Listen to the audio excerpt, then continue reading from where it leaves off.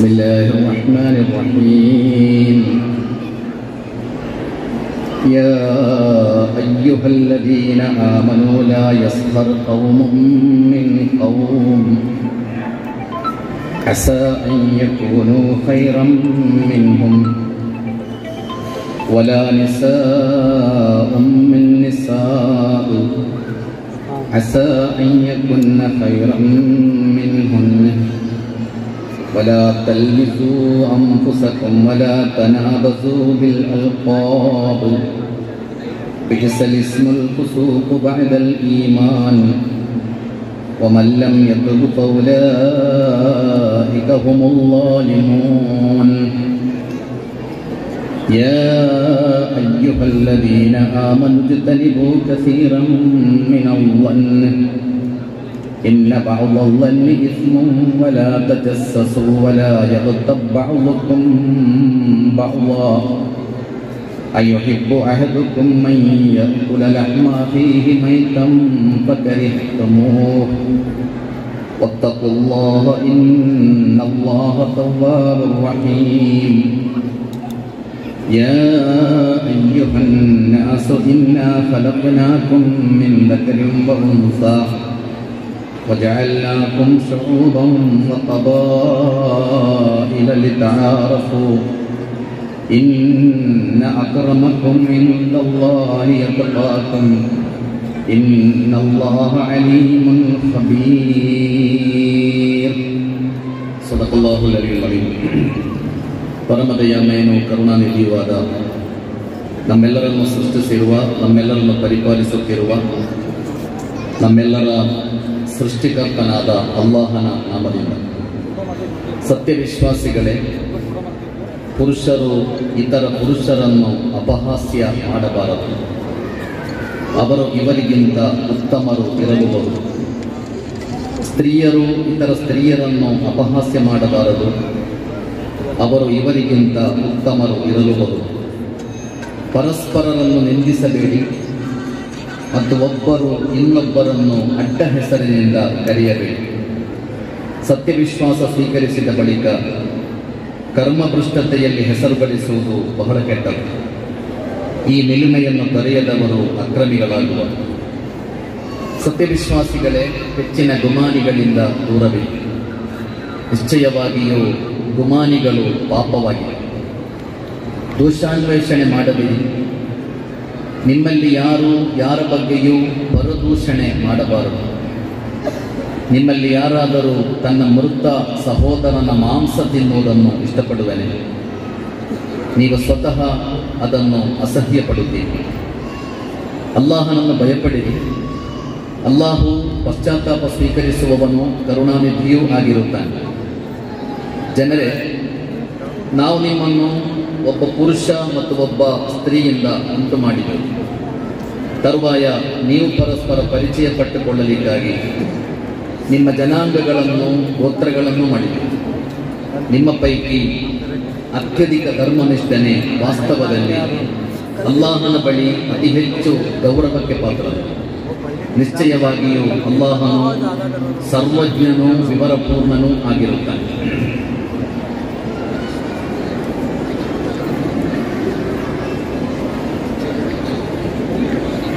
ಬಸವ ಕಲ್ಯಾಣದಲ್ಲಿ ಬಸವಣ್ಣನವರ ಕರ್ಮಭೂಮಿಯಲ್ಲಿ 8ನೆಯ ಬಾರಿಗೆ ನಡೆಯುತ್ತಿರುವ ಕುರ್ಆನ್ ಪ್ರವಚನ ಕಾರ್ಯಕ್ರಮದ ಸಾನ್ನಿಧ್ಯವನ್ನು ವಹಿಸಿ ಬಹಳ ಸಂಕ್ಷಿಪ್ತವಾಗಿ ಆದರೆ ಅಷ್ಟೇ ಅರ್ಥಪೂರ್ಣವಾಗಿ ನಮ್ಮೊಂದಿಗೆ ತಮ್ಮ ಹಿತನುಡಿಗಳನ್ನು ಹಂಚಿಕೊಂಡಿರುವ ಗೌರವಾನ್ವಿತ ಸ್ವಾಮೀಜಿಯವರೇ, ಈ ವೇದಿಕೆಯಲ್ಲಿರುವ ಎಲ್ಲ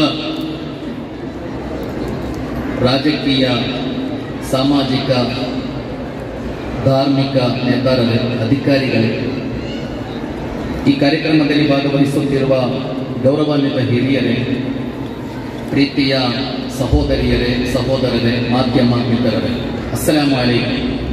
ನಿಮ್ಮೆಲ್ಲರ ಮೇಲೆ ಶಾಂತಿ ಮತ್ತು ಕರುಣೆ ಇರಲಿ.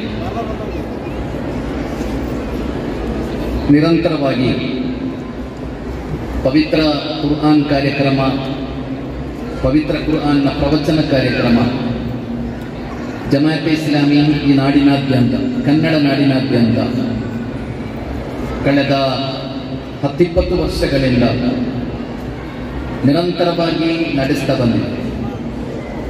ಕುರ್ಆನ್ ಪ್ರವಚನ ಕಾರ್ಯಕ್ರಮಗಳನ್ನು ನಡೆಸುವಾಗ ಜಮಾಯತ್ ಇಸ್ಲಾಮಿಗೆ ಬಹಳ ಸ್ಪಷ್ಟವಾದ ಉದ್ದೇಶ ಇದೆ. ಉದ್ದೇಶ ಇಲ್ಲದ ಒಂದು ಕಾರ್ಯಕ್ರಮ ಇದು ಖಂಡಿತ ಅಲ್ಲ. ಬಹಳ ಸ್ಪಷ್ಟವಾದ ಉದ್ದೇಶ ಇದೆ, ಬಹಳ ದೊಡ್ಡ ಗುರಿ ಇದೆ. ಅದನ್ನೆಲ್ಲ ಇಟ್ಟುಕೊಂಡೇ ಈ ಕಾರ್ಯಕ್ರಮವನ್ನು ಜಮಾಯತ್ ಇಸ್ಲಾಮಿ ಈ ನಾಡಿನಾದ್ಯಂತ ಆಯೋಜಿಸ್ತಾ ಇದೆ. ಯಾಕೆ ನಿರಂತರವಾಗಿ ಕುರ್ಆನ್ ಪ್ರವಚನ ಕಾರ್ಯಕ್ರಮಗಳನ್ನು ಹಮ್ಮಿಕೊಳ್ಳುತ್ತೀರಿ ಎಂದು ಕೇಳಿದರೆ, ನಮ್ಮ ಸಮಾಜದಲ್ಲಿ ಧರ್ಮ ವಿಪರೀತವಾಗಿ ತಪ್ಪು ಕಲ್ಪನೆಗೆ ಒಳಗಾಗಿರುವ ಒಂದು ಸಮಾಜ ನಮ್ಮ. ಧರ್ಮ ಅಂದರೆ ಸಂಘರ್ಷ ಅಂತ ಜನರು ಕಲಿಯುತ್ತಾರೆ. ಧರ್ಮ ಅಂದರೆ ವಾಯ್ಲೆನ್ಸ್ ಅಂತ ಜನರು ತಿಳಿಯುತ್ತಾರೆ. ಧರ್ಮ ಅಂದರೆ ಅಪಾಯ ಎಂದು ತಿಳಿಯುವ, ಧರ್ಮದ ಹೆಸರಲ್ಲಿ ವಿಭಜನೆ ನಡೆಯುತ್ತಿರುವ, ಧರ್ಮ ಅಂದರೆ ಹಗೆತನವನ್ನು ಉತ್ಪಾದಿಸುವ, ವಿದ್ವೇಷವನ್ನು ಉತ್ಪಾದಿಸುವ, ವಿಭಜನೆಯನ್ನು ಸೃಷ್ಟಿಸುವ, ರಾ ಮೆಟೀರಿಯಲ್ ಆಗಿ, ಕಚ್ಚಾ ವಸ್ತುಗಳಾಗಿ ಧರ್ಮವನ್ನು ಉಪಯೋಗಿಸಲಾಗುತ್ತಿರುವ ಒಂದು ಸಮಾಜಕ್ಕೆ ಧರ್ಮದ ನಿಜವಾದ ಸಂದೇಶಗಳನ್ನು ಪರಿಚಯಿಸಬೇಕಾದದ್ದು ಈ ಸಮಾಜದಲ್ಲಿ ಪ್ರತಿಯೊಬ್ಬರ ಹೊಣೆಗಾರಿಕೆಯಾಗಿದೆ. ಅದು ಇಸ್ಲಾಮಿನ ಬಗ್ಗೆ ಮಾತ್ರ ಅಲ್ಲ. ಸಮಾಜದಲ್ಲಿ ಧಾರಾಳ ವೇದದ ಪ್ರವಚನ ಕಾರ್ಯಕ್ರಮಗಳು ನಡೆಯಬೇಕು. ಸಮಾಜದಲ್ಲಿ ಧಾರಾಳ ಬಸವ ಚಿಂತನೆಗಳ ಕಾರ್ಯಕ್ರಮಗಳು ನಡೆಯಬೇಕು. ಸಮಾಜದಲ್ಲಿ ವ್ಯಾಪಕವಾಗಿ ಕುರ್ಆನ್ ಪ್ರವಚನ ಕಾರ್ಯಕ್ರಮಗಳು ನಡೆಯಬೇಕು. ಹಾಗೆ ಧರ್ಮ ಅಂದರೆ ಅದು ಸಂಘರ್ಷ ಎಂದು ತಿಳಿಯುವ, ಧರ್ಮದ ಹೆಸರಲ್ಲಿ ವಿಭಜನೆಗಳನ್ನು ಸೃಷ್ಟಿಸುವ, ಅಧರ್ಮಿಗಳು ಮೆರೆಯುತ್ತಿರುವ ಒಂದು ಸಮಾಜಕ್ಕೆ ಧರ್ಮದ ನಿಜವಾದ ಸಂದೇಶಗಳನ್ನು ಪರಿಚಯಿಸಬೇಕಾದದ್ದು ಸಮಾಜದಲ್ಲಿ ಪ್ರತಿಯೊಬ್ಬರ ಹೊಣೆಗಾರಿಕೆಯಾಗಿದೆ. ಅಂಬೇಡ್ಕರ್ ಅವರ ಒಂದು ಆಶಯ ಇದೆ. ಅಂಬೇಡ್ಕರ್ ಹೇಳುವುದು, ನೀವು ಸತ್ಯವನ್ನು ಜೋರಾಗಿ ಹೇಳಬೇಕು, ಇಲ್ಲಾಂದ್ರೆ ಸುಳ್ಳು ವಿಜೃಂಭಿಸುತ್ತದೆ, ಸುಳ್ಳನ್ನೇ ಜನರು ಸತ್ಯ ಅಂತ ನಂಬುತ್ತಾರೆ, ಅದು ಬಹಳ ಅಪಾಯ ಅಂತ ಹೇಳಿದರು ಅಂಬೇಡ್ಕರ್ ಅವರು. ನೀವು ಸತ್ಯವನ್ನು ಜೋರಾಗಿ ಹೇಳಬೇಕು, ಸತ್ಯವನ್ನು ನೀವು ನಿರಂತರವಾಗಿ ಹೇಳ್ತಾರೆ ಇರಬೇಕು. ಇಲ್ಲಾಂದ್ರೆ ಸುಳ್ಳು ವಿಜೃಂಭಿಸ್ತದೆ ಸಮಾಜದಲ್ಲಿ. ಜನರು ಸುಳ್ಳುಗಳನ್ನ ಸತ್ಯ ಅಂತ ನಂಬಿಬಿಡುತ್ತಾರೆ. ಅದು ಸಮಾಜಕ್ಕೆ, ದೇಶಕ್ಕೆ ಬಹಳ ಮಾರಕ ಅಂತ ಕಲಿಸಿಕೊಟ್ಟರು ಅಂಬೇಡ್ಕರ್ ಅವರು.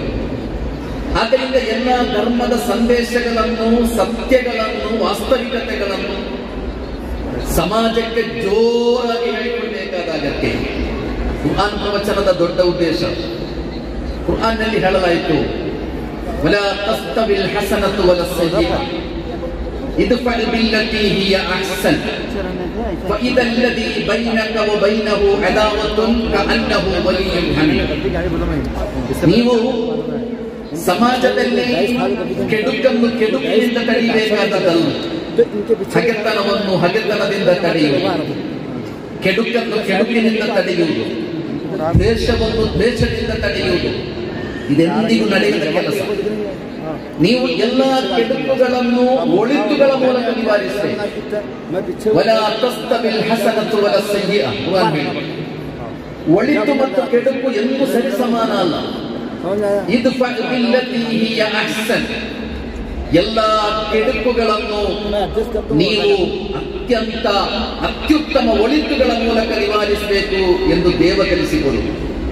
ಆದ್ದರಿಂದ ಹಗೆತನವನ್ನು, ವಿದ್ವೇಷವನ್ನು ನೀವು ಪ್ರತಿರೋಧಿಸಬೇಕಾದದ್ದು ಪ್ರೀತಿಯ ಮೂಲಕ, ಸುಳ್ಳುಗಳನ್ನು ನೀವು ಪ್ರತಿರೋಧಿಸಬೇಕಾದದ್ದು ಸತ್ಯವನ್ನು ತಿಳಿಸುವ ಮೂಲಕ.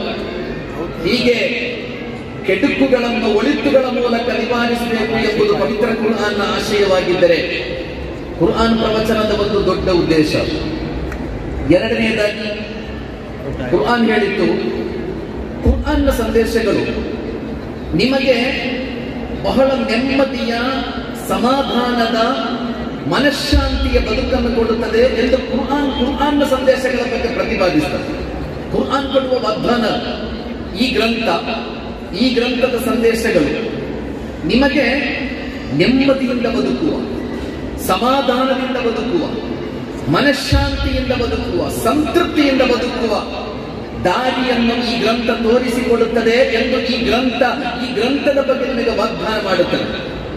فَإِمَّا يَأْتِيَنَّكُم مِّنِّي هُدًى فَمَن تَبِعَ هُدَايَ فَلَا خَوْفٌ عَلَيْهِمْ وَلَا هُمْ يَحْزَنُونَ. ಜಗತ್ತಿನಲ್ಲಿ ಮನುಷ್ಯನ ಅತ್ಯಂತ ಮೂಲಭೂತ ಅಗತ್ಯ ಯಾವುದು ಅಂತ ಕೇಳಿದ್ರೆ ಆಕ್ಸಿಜನ್ ಬಿಟ್ರೆ ಎರಡನೆಯದು ನೆಮ್ಮದಿ ಅಂತ ಹೇಳಲಾಗುತ್ತೆ. ಆಕ್ಸಿಜನ್ ನಿಮಗೆ ನೆಮ್ಮದಿ ಇಲ್ಲದಿದ್ರೂ ನೀವು ಆಕ್ಸಿಜನ್ ಸೇವಿಸಲೇಬೇಕು, ವಾಯುವನ್ನು ನೀವು ಸೇವಿಸಲೇಬೇಕು. ಆಕ್ಸಿಜನ್ನ ನಂತರ ಮನುಷ್ಯನಿಗೆ ಇರಬೇಕಾದ ಎರಡನೆಯ ಮೂಲಭೂತ ಅಗತ್ಯ ನೆಮ್ಮದಿ ಅಂತ ಹೇಳಲಾಗುತ್ತೆ. ನಿಮಗೆ ನೆಮ್ಮದಿ ಇಲ್ಲ ಅಂದರೆ ನಿಮಗೆ ಊಟ ಮಾಡಲಿಕ್ಕೆ ಸಾಧ್ಯ ಆಗುವುದಿಲ್ಲ. ನಿಮ್ಮ ಮನಸ್ಸಿಗೆ ನೆಮ್ಮದಿ ಇಲ್ಲ ಎಂದಾದರೆ ನಿಮಗೆ ರಾತ್ರಿ ನಿದ್ದೆ ಮಾಡಲಿಕ್ಕೂ ಸಾಧ್ಯ ಆಗುವುದಿಲ್ಲ. ಆದ್ದರಿಂದ ಆಹಾರಕ್ಕಿಂತ ನಿದ್ದೆಗಿಂತ ಒಬ್ಬ ಮನುಷ್ಯನ ಆಕ್ಸಿಜನ್ ಬಿಟ್ರೆ ಒಬ್ಬ ಮನುಷ್ಯನ ಅತ್ಯಂತ ಮೂಲಭೂತವಾದ ಎರಡನೆಯ ಅಗತ್ಯ ಮನುಷ್ಯನಿಗೆ ನೆಮ್ಮದಿ ಸಿಗಬೇಕು, ನಿಮಗೆ ಸಮಾಧಾನ ಇರಬೇಕು, ಸಂತೃಪ್ತಿ ಇರಬೇಕು, ಮನುಷ್ಯನಿಗೆ ಮನಃಶಾಂತಿ ಇರಬೇಕು.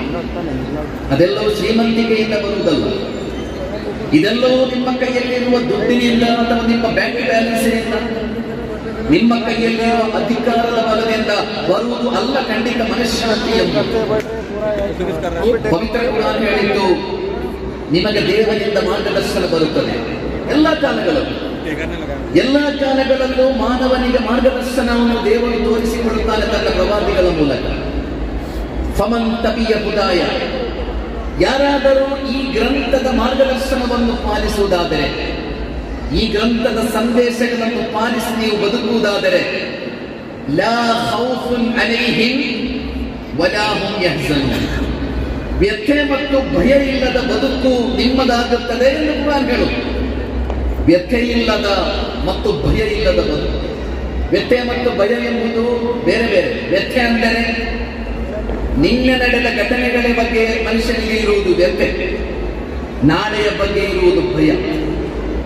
ನಿನ್ನೆ ನಡೆದ ಅವಮಾನ, ನಿನ್ನೆ ಅನುಭವಿಸಿದ ಕಷ್ಟ, ನಿನ್ನೆ ಅನುಭವಿಸಿದ ಸೋಲು, ಇದರ ಬಗ್ಗೆ ಮನುಷ್ಯನಿಗೆ ವ್ಯಥೆ ಇರುತ್ತೆ. ನಾಳೆ ಏನಾಗಬಹುದು ಎಂಬ ಭಯ ಮನುಷ್ಯನ ಬಗ್ಗೆ ಹೇಳಲಾಗುವುದು. ಒಂದೋ ನೀವೆಲ್ಲರೂ ನಿನ್ನೆ ಬದುಕುತ್ತಾ ಇರ್ತೀರಿ ಅಥವಾ ನಾಳೆ ಬದುಕುತ್ತಾ ಇರ್ತೀರಿ. ಇವತ್ತು ಬದುಕುವರು ಬಹಳ ಅಪರೂಪ. ಆದ್ದರಿಂದ ನಾವೆಲ್ಲ ನಗುವುದಿಲ್ಲ. ನೀವು ಇವತ್ತು ಬದುಕುವುದಾದರೆ ಮಾತ್ರ ನಿಮಗೆ ನೆಮ್ಮದಿಯಿಂದ ಬದುಕಲಿಕ್ಕೆ ಸಾಧ್ಯ, ನಗುತ್ತಾ ಬದುಕಲಿಕ್ಕೆ ಸಾಧ್ಯ. ಮಕ್ಕಳು ನೋಡಿ, ಒಂದು 8-10 ಮಕ್ಕಳು ಒಂದು ಕಡೆ ಸೇರಿದ್ರೆ ಅವರು ಇಡೀ ದಿವಸ ನಗುತ್ತಾರೆ. ಅವರು ಯಾಕೆಂದ್ರೆ ಅವರಿಗೆ ನಿನ್ನೆಯ ಬಗ್ಗೆ ವ್ಯಥೆಯೂ ಇಲ್ಲ, ನಾಳೆಯ ಬಗ್ಗೆ ಭಯವೂ ಇಲ್ಲ. ನಿನ್ನೆಯ ಬಗ್ಗೆ ವ್ಯಥೆ ಇಲ್ಲದ, ನಾಳೆಯ ಬಗ್ಗೆ ಭಯ ಇಲ್ಲದವರು ಮಾತ್ರ ನಗುತ್ತಾ ಬದುಕುತ್ತಾರೆ. ಅವರು ಮಾತ್ರ ಬಹಳ ಸಂತೃಪ್ತಿಯಿಂದ ಬದುಕುತ್ತಾರೆ. ಆದ್ದರಿಂದ ಕುರಾನ್ ಹೇಳಿದ್ದು, ಈ ಗ್ರಂಥದ ಸಂದೇಶಗಳು ನಿನ್ನೆಯ ಬಗ್ಗೆ ವ್ಯಥೆ ಇಲ್ಲದ, ನಾಳೆಯ ಬಗ್ಗೆ ಭಯ ಇಲ್ಲದ, ನಿಮಗೆ ನೆಮ್ಮದಿಯನ್ನು ಕೊಡುವ, ಶಾಂತಿಯನ್ನು ಕೊಡುವ, ಸಮಾಧಾನವನ್ನು ಕೊಡುವ ಬದುಕಿನ ದಾರಿಯನ್ನು ಈ ಗ್ರಂಥದ ಸಂದೇಶಗಳು ನಿಮಗೆ ತೋರಿಸಿಕೊಡುತ್ತದೆ ಎಂದು ಕುರಾನ್ ಹೇಳಿ. ಕುರಾನ್ ಪ್ರವಚನದ ಎರಡನೆಯ ಉದ್ದೇಶ. ಮೂರನೆಯದಾಗಿ ಕುರಾನ್ ಹೇಳಿದ್ದು, ಈ ಗ್ರಂಥದ ಸಂದೇಶಗಳು ಶಿಫಾಉಲ್ ಲಿಮಾ ಫಿ ಸುದೂರ್ ಅಂತ ಹೇಳಿ, ಇದು ನಿಮ್ಮ ಮನಸ್ಸಿನ ರೋಗಗಳನ್ನು ಗುಣಪಡಿಸುತ್ತದೆ ಅಂತ ಹೇಳಿ. ನಿಮ್ಮ ಮನಸ್ಸಿನ ಕಾಯಿಲೆಗಳನ್ನು ಈ ಗ್ರಂಥ ಗುಣಪಡಿಸುತ್ತದೆ. ಅಧಿಕೃತವಾಗಿ ಗ್ರಂಥ ಹೇಳಿ. ನೀವು ಈ ಗ್ರಂಥವನ್ನು ತೆಗೆದು ನೋಡಿ, ನೀವು ಇದರ ಸಂದೇಶಗಳನ್ನು ಓದಿ. ಶಿಫಾಉಲ್ ಲಿಮಾ ಫಿ ಸುದೂರ್, ಈ ಗ್ರಂಥ ನಿಮ್ಮ ಮನಸ್ಸಿನಲ್ಲಿರುವ ಎಲ್ಲ ರೋಗಗಳನ್ನು ಗುಣಪಡಿಸುತ್ತದೆ. ಸಹೋದರರೇ, ಜಗತ್ತು ಬಹಳ ಬೆಳೆದಿದೆ. ಮೆಡಿಕಲ್ ಸೈನ್ಸ್ ವಿಪರೀತವಾಗಿ ಬೆಳೆದಿದೆ. ಇಲ್ಲಿನ ತನಕ ನಿಮ್ಮ ಮನಸ್ಸಿನ ಕಾಯಿಲೆಗಳನ್ನು ಗುಣಪಡಿಸುವ ಒಂದೇ ಒಂದು ಔಷಧಿ ಜಗತ್ತಿನಲ್ಲಿ ಇವತ್ತಿನ ತನಕ ಇಲ್ಲ. ನಿಮ್ಮ ಶಾರೀರಿಕ ರೋಗಗಳನ್ನು ಗುಣಪಡಿಸುವ ಎಲ್ಲ ವ್ಯವಸ್ಥೆಗಳು ಜಗತ್ತಿನಲ್ಲಿದೆ. ಆಪರೇಷನ್ ಇದೆ, ಮೆಡಿಸಿನ್ ಇದೆ, ಟ್ಯಾಬ್ಲೆಟ್ಸ್ ಇದೆ, ಏನೇನೋ ಇದೆ. ಆದರೆ ನಿಮ್ಮ ಮನಸ್ಸಿನ ರೋಗಗಳನ್ನು ಗುಣಪಡಿಸಲಿಕ್ಕೆ ಜಗತ್ತಿನಲ್ಲಿ ಯಾವ ಮೆಡಿಸಿನ್ ಇಲ್ಲಲ್ಲ. ಸೂಯೆ ಎಂಬ ರೋಗ, ಉಗ್ರವಾದ ಎಂಬ ರೋಗ, ಕೋಪ ಎಂಬ ರೋಗ, ಹಗೆತನ ಎಂಬ ರೋಗ, ಮನಸ್ಸಿನ ಈ ಕಾಯಿಲೆಗಳನ್ನು ಗುಣಪಡಿಸಲಿಕ್ಕೆ ಜಗತ್ತಿನಲ್ಲಿ ಯಾವ ಮೆಡಿಸಿನ್ ಇಲ್ಲ ಎಂದು ಮಾತ್ರ ಅಲ್ಲ, ನಾವೆಲ್ಲ ಬಹಳ ಸಿವಿಲೈಸ್ಡ್ ಅಂತ ಹೇಳ್ತೇವೆ. ನಮ್ಮ ಬಗ್ಗೆ ನಮ್ಮ ಅಭಿಪ್ರಾಯ, ಧಾರಾಳ ನಾವು ಕಲ್ತಿದ್ದೇವೆ, ಧಾರಾಳ ಡಿಗ್ರಿ ಇದೆ, ಅತ್ಯಾಧುನಿಕ ಜಗತ್ತಿನಲ್ಲಿ ನಾವು ಬದುಕುತ್ತಾ ಇದ್ದೇವೆ, ಕಮ್ಯುನಿಕೇಶನ್ ಬಹಳ ವ್ಯಾಪಕವಾಗಿ ಬೆಳೆದಿರುವ ಕಾಲ ಇದೆ. ಆದ್ದರಿಂದ ನಾವೆಲ್ಲ ಬಹಳ ಸಿವಿಲೈಸ್ಡ್, ಬಹಳ ಸುಸಂಸ್ಕೃತರು, ಬಹಳ ನಾಗರಿಕತೆ ಇರುವವರು ಎಂದೆಲ್ಲ ನಾವು ನಮ್ಮ ಬಗ್ಗೆ ಹೇಳಿಕೊಳ್ಳುವಾಗ ಒಂದು ಉದಾಹರಣೆ ನಿಮ್ಮೊಂದಿಗೆ ನಾನು ಹಂಚಿಕೊಳ್ತಾ ಇದ್ದೇನೆ. ನಾವೆಷ್ಟು ಬೆಳೆದಿದ್ದೇವೆ. ಬೆಳಗಾವಿನಲ್ಲಿ ಒಬ್ಬ ಮುದುಕನನ್ನು, ಒಬ್ಬ ಪ್ರಾಯದ ವ್ಯಕ್ತಿಯನ್ನು ಕೆಲಸದ ಆಳು ತಂದು ಒಂದು ಲಾಡ್ಜ್ನಲ್ಲಿ ಬಿಟ್ಟು ಹೊರಟು ಹೋಗ್ತಾನೆ. ನಮ್ಮ ಕರ್ನಾಟಕದಲ್ಲಿ ನಡೆದ ಘಟನೆ, ನೀವೆಲ್ಲ ಪತ್ರಿಕೆಯಲ್ಲಿ ಓದಿದ್ದೀರಿ.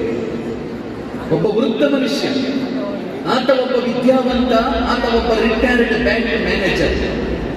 ಆ ವ್ಯಕ್ತಿಯನ್ನು ಹೋಟೆಲ್ನ ರೂಮಿನಲ್ಲಿ, ಒಂದು ಲಾಡ್ಜಿನಲ್ಲಿ ತಂದು ರೂಮಿನಲ್ಲಿ ಹಾಕಿ ಕೆಲಸದ ಹೊರಟು ಹೋದ, ನನ್ನ ಸಂಬಳ ಮುಗಿಯಿತು, ಸಂಬಳ ಕೊಡಲಿಲ್ಲ ಅಂತ. ಆ ಮನುಷ್ಯನಿಗೆ ವಿಪರೀತ ಕಾಯಿಲೆಗಳಿವೆ, ಆಸ್ಪತ್ರೆಗೆ ದಾಖಲಿಸಬೇಕು, ಯಾರೂ ಇಲ್ಲ.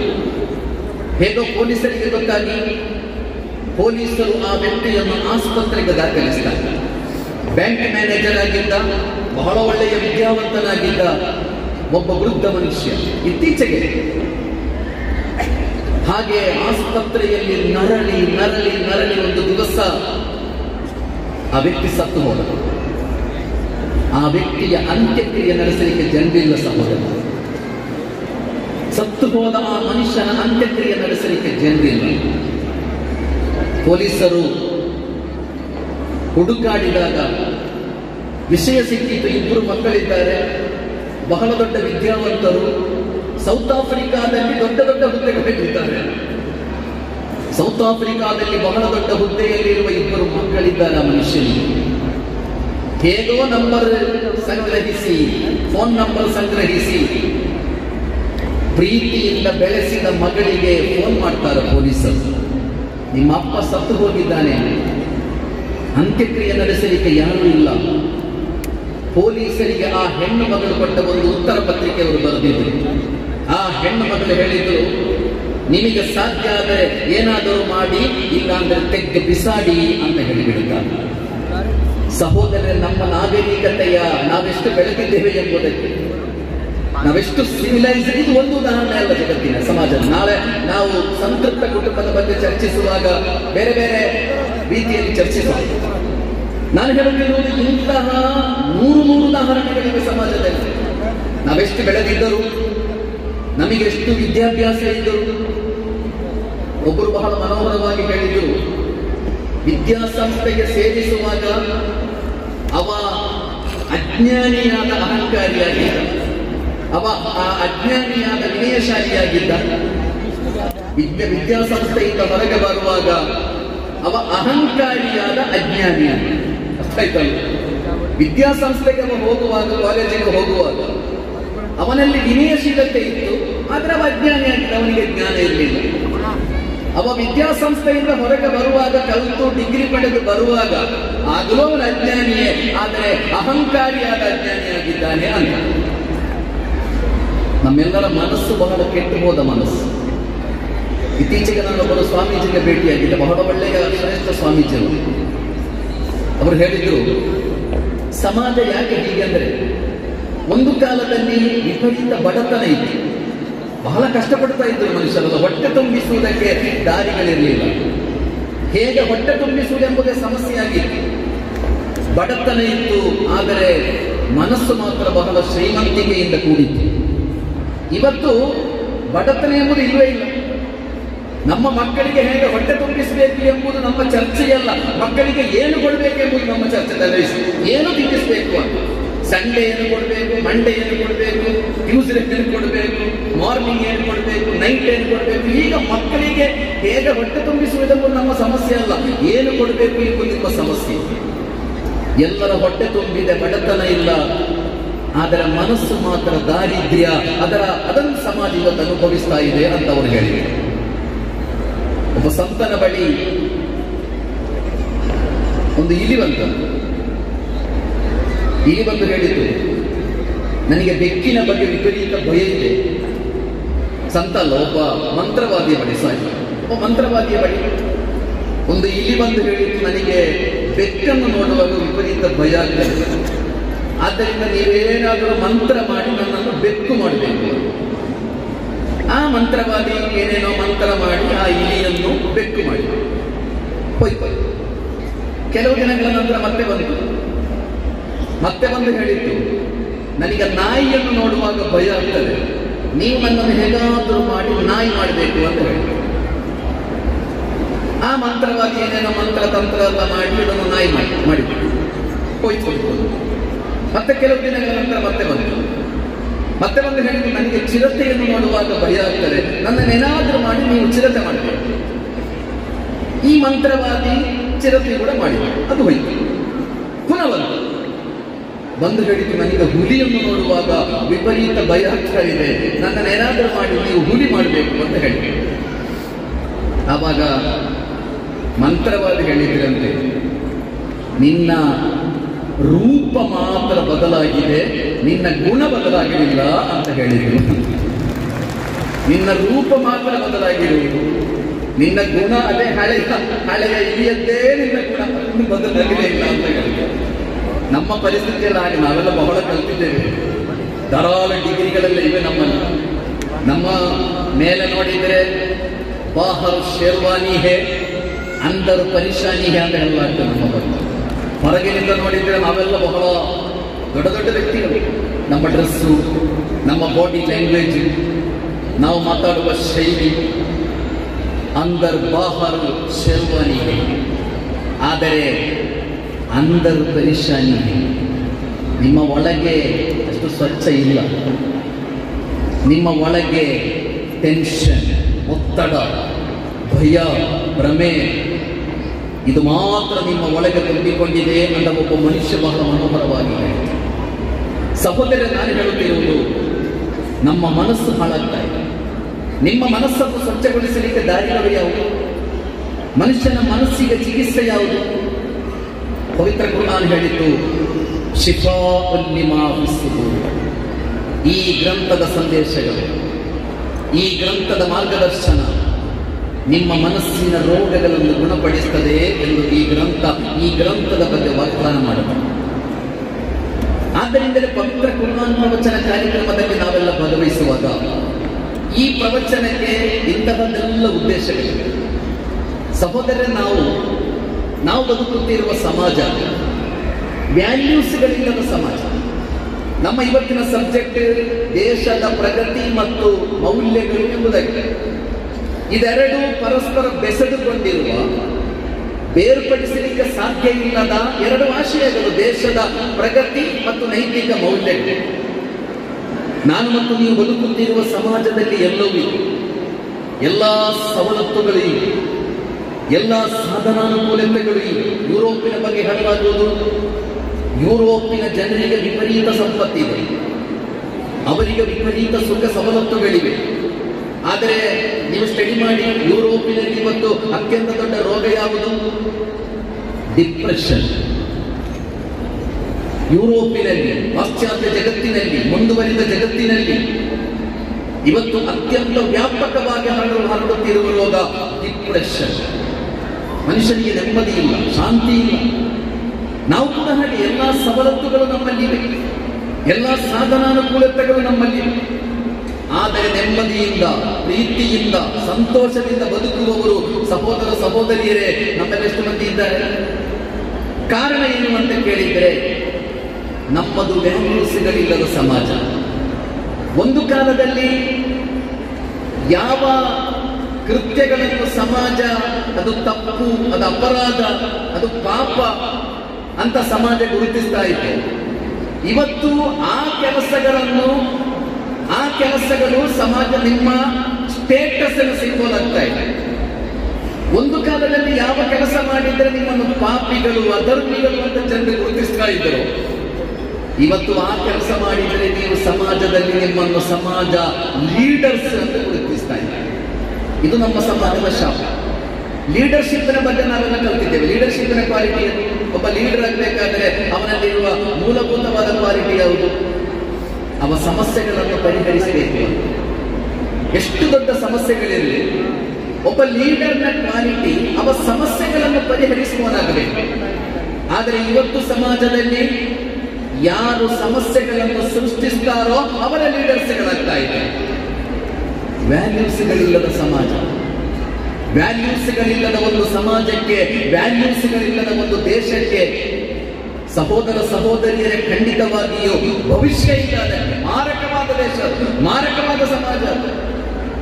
ಆದ್ದರಿಂದಲೇ ದೇಶದ ಬೆಳವಣಿಗೆ, ದೇಶದ ಅಭಿವೃದ್ಧಿಯಲ್ಲಿ, ದೇಶದ ಪ್ರಗತಿಯಲ್ಲಿ ಅತ್ಯಂತ ದೊಡ್ಡ ಪಾತ್ರ ಇರುವುದು ವ್ಯಾಲ್ಯೂಸ್ಗಳಿಗೆ, ಮೌಲ್ಯಗಳಿಗೆ. ಸ್ವಾಮೀಜಿಯವರು ಕೂತ್ಕೊಂಡು ಮಾತಾಡುವಾಗ ಹೇಳ್ತಾ ಇದ್ದಾರೆ, ದೇಶ ಅಂದರೆ ಭೂಮಿಯ ಹೆಸರಲ್ಲ, ದೇಶ ಅಂದರೆ ಏರ್ಪೋರ್ಟ್ಗಳು, ಬಂದರುಗಳು, ರೋಡ್ಗಳ ಹೆಸರಲ್ಲ.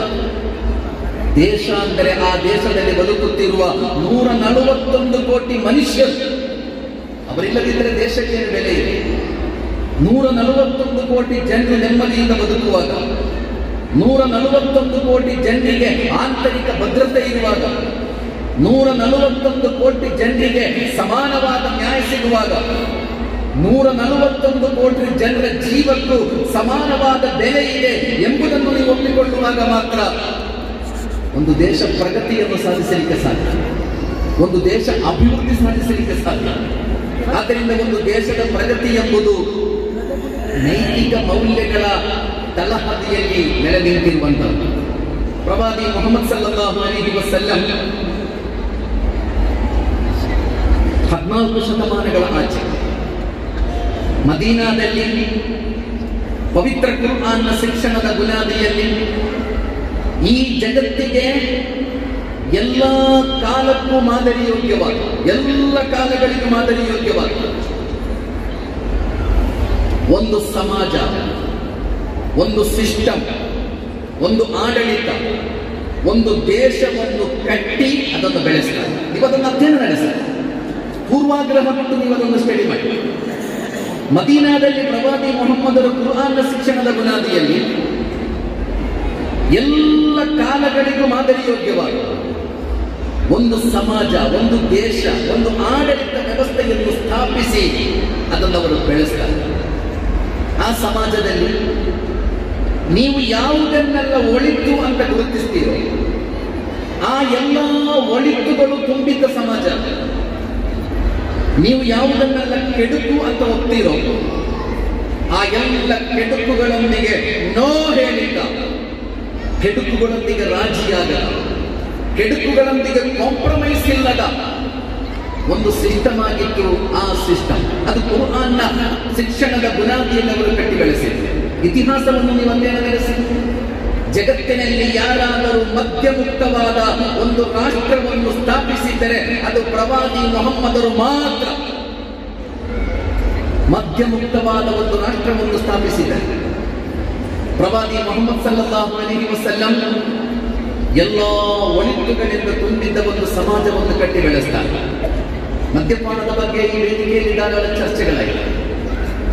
ಕ್ಯಾನ್ಸರ್ನಂತೆ ವ್ಯಾಪಕ ಆಗುತ್ತಿರುವ ಒಂದು ಮಾರಕ ಕೆಡುಕು ಅಮಲು ಪದಾರ್ಥ. ಸರ್ವೆಗಳೆಲ್ಲ ಹೇಳ್ತಾ ಇದೆ, ಭಾರತದಲ್ಲಿ ಅಮಲು ಪದಾರ್ಥಗಳಿಗೆ ಅಡಿಕ್ಟ್ ಆಗುವವರ ಪ್ರಾಯ, ಏವರೇಜ್ ಪ್ರಾಯ 12 ವರ್ಷಗಳು. ಪ್ರೈಮರಿ ಶಾಲೆಯ ಮಕ್ಕಳು, ಹುಡುಗರು ಮತ್ತು ಹುಡುಗಿಯರು ಎಂಬ ವ್ಯತ್ಯಾಸ ಇಲ್ಲ. ಡ್ರಗ್ಸ್ಗಳಿಗೆ ಬಲಿಯಾಗ್ತಾ ಇದೆ, ಅಮಲು ಪದಾರ್ಥಗಳಿಗೆ ಬಲಿಯಾಗ್ತಾ ಇದ್ದಾರೆ. ಅದುಂಟು ಮಾಡುತ್ತಿರುವ ದುಷ್ಪರಿಣಾಮಗಳೆಷ್ಟು ಗೊತ್ತದು ಸಹೋದರ. ಇತ್ತೀಚೆಗೆ ಒಬ್ಬ ಅಮ್ಮ ಪೊಲೀಸ್ ಸ್ಟೇಷನ್ ನಲ್ಲಿ ಕಂಪ್ಲೇಂಟ್ ಕೊಡ್ತಾರೆ. ನಡೆದ ಘಟನೆ, ನಾನೇನೋ ಕತೆ ಹೇಳ್ತಾ ಇಲ್ಲ. ಪೊಲೀಸ್ ಸ್ಟೇಷನ್ ನಲ್ಲಿ ಒಬ್ಬ ಅಮ್ಮ ಕಂಪ್ಲೇಂಟ್ ಕೊಡುವುದು. ಕಂಪ್ಲೇಂಟ್ ಏನು? ನನ್ನ ಮಗ ಅಮಲು ಪದಾರ್ಥಕ್ಕೆ ಅಡಿಕ್ಟ್ ಆಗಿದ್ದಾನೆ, ಅಮಲು ಪದಾರ್ಥಕ್ಕೆ ದಾಸನಾದ ನನ್ನ ಮಗ ನನ್ನ ಮೇಲೆ ರೇಪ್ ನಡೆಸ್ತಾ ಇದ್ದಾನೆ ಅಂತ ಒಬ್ಬ ಅಮ್ಮ ಕಂಪ್ಲೇಂಟ್ ಇರೋದು. ಯಾವ ಸಮಾಜದಲ್ಲಿ ನಾನು ಮತ್ತು ನೀವು ಬದುಕುತ್ತಾ ಇದ್ದೇವೆ? ನನ್ನ ಮಗ ನನ್ನ ಮೇಲೆ ರೇಪ್ ನಡೆಸ್ತಾ ಇದ್ದಾನೆ ಅಂತ.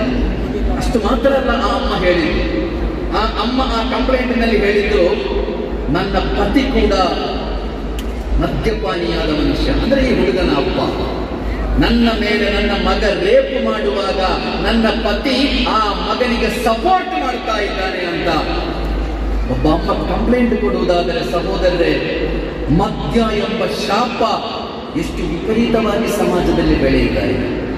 ಇತ್ತೀಚೆಗೆ ಒಬ್ಬ ಅಪ್ಪ ಒಬ್ಬ ಧಾರ್ಮಿಕ ಗುರುಗಳ ಬಳಿ ಹೋಗಿ ಒಂದು ವಿಷಯ ಕೇಳ್ತಾರೆ. ಇದು ಕೂಡ ನಡೆದ ಘಟನೆ. ಆ ಅಪ್ಪ ಕೇಳುವ ಪ್ರಶ್ನೆ, ನಾನು ನನ್ನ ಮಗ ಸತ್ತು ಹೋಗಲಿ ಅಂತ ದೇವರೊಂದಿಗೆ ಪ್ರಾರ್ಥನೆ ಮಾಡಬಹುದು ಯಾರು? ಜಗತ್ತಿನಲ್ಲಿ ಯಾವ ಅಪ್ಪನು ನನ್ನ ಮಗ ಸತ್ತು ಹೋಗಬೇಕು ಅಂತ ಬಯಸುವುದಿಲ್ಲ. ನನ್ನ ಮಗ ಸತ್ತು ಹೋಗಲಿ ಎಂದು ಬಯಸುವ ಅಪ್ಪ ಅಥವಾ ಅಮ್ಮ ಜಗತ್ತಿನಲ್ಲಿ ಇಲ್ವೇ ಇಲ್ಲ. ನಮ್ಮ ಜೀವವನ್ನು ಕೊಟ್ಟಾದರೂ ನಾವು ನಮ್ಮ ಮಕ್ಕಳ ಪ್ರಾಣವನ್ನು ಉಳಿಸ್ತೇವೆ ಸಹೋದರರು. ಒಬ್ಬ ತಂದೆ ತಾನು ಗೌರವಿಸುವ ಧಾರ್ಮಿಕ ಗುರುಗಳ ಬಳಿ ಹೋಗಿ ಕೇಳಿದರು, ನನ್ನ ಮಗ ಸತ್ತು ಹೋಗಲಿ ಅಂತ ನಾನು ದೇವರೊಂದಿಗೆ ಪ್ರಾರ್ಥನೆ ಮಾಡಬಹುದೇ? ಯಾಕೆಂದರೆ ನನ್ನ ಮಗ ಅಮಲು ಪದಾರ್ಥಗಳಿಗೆ ಅಡಿಕ್ಟ್ ಆಗಿದ್ದಾನೆ. ನಶೆ, ಅಮಲು.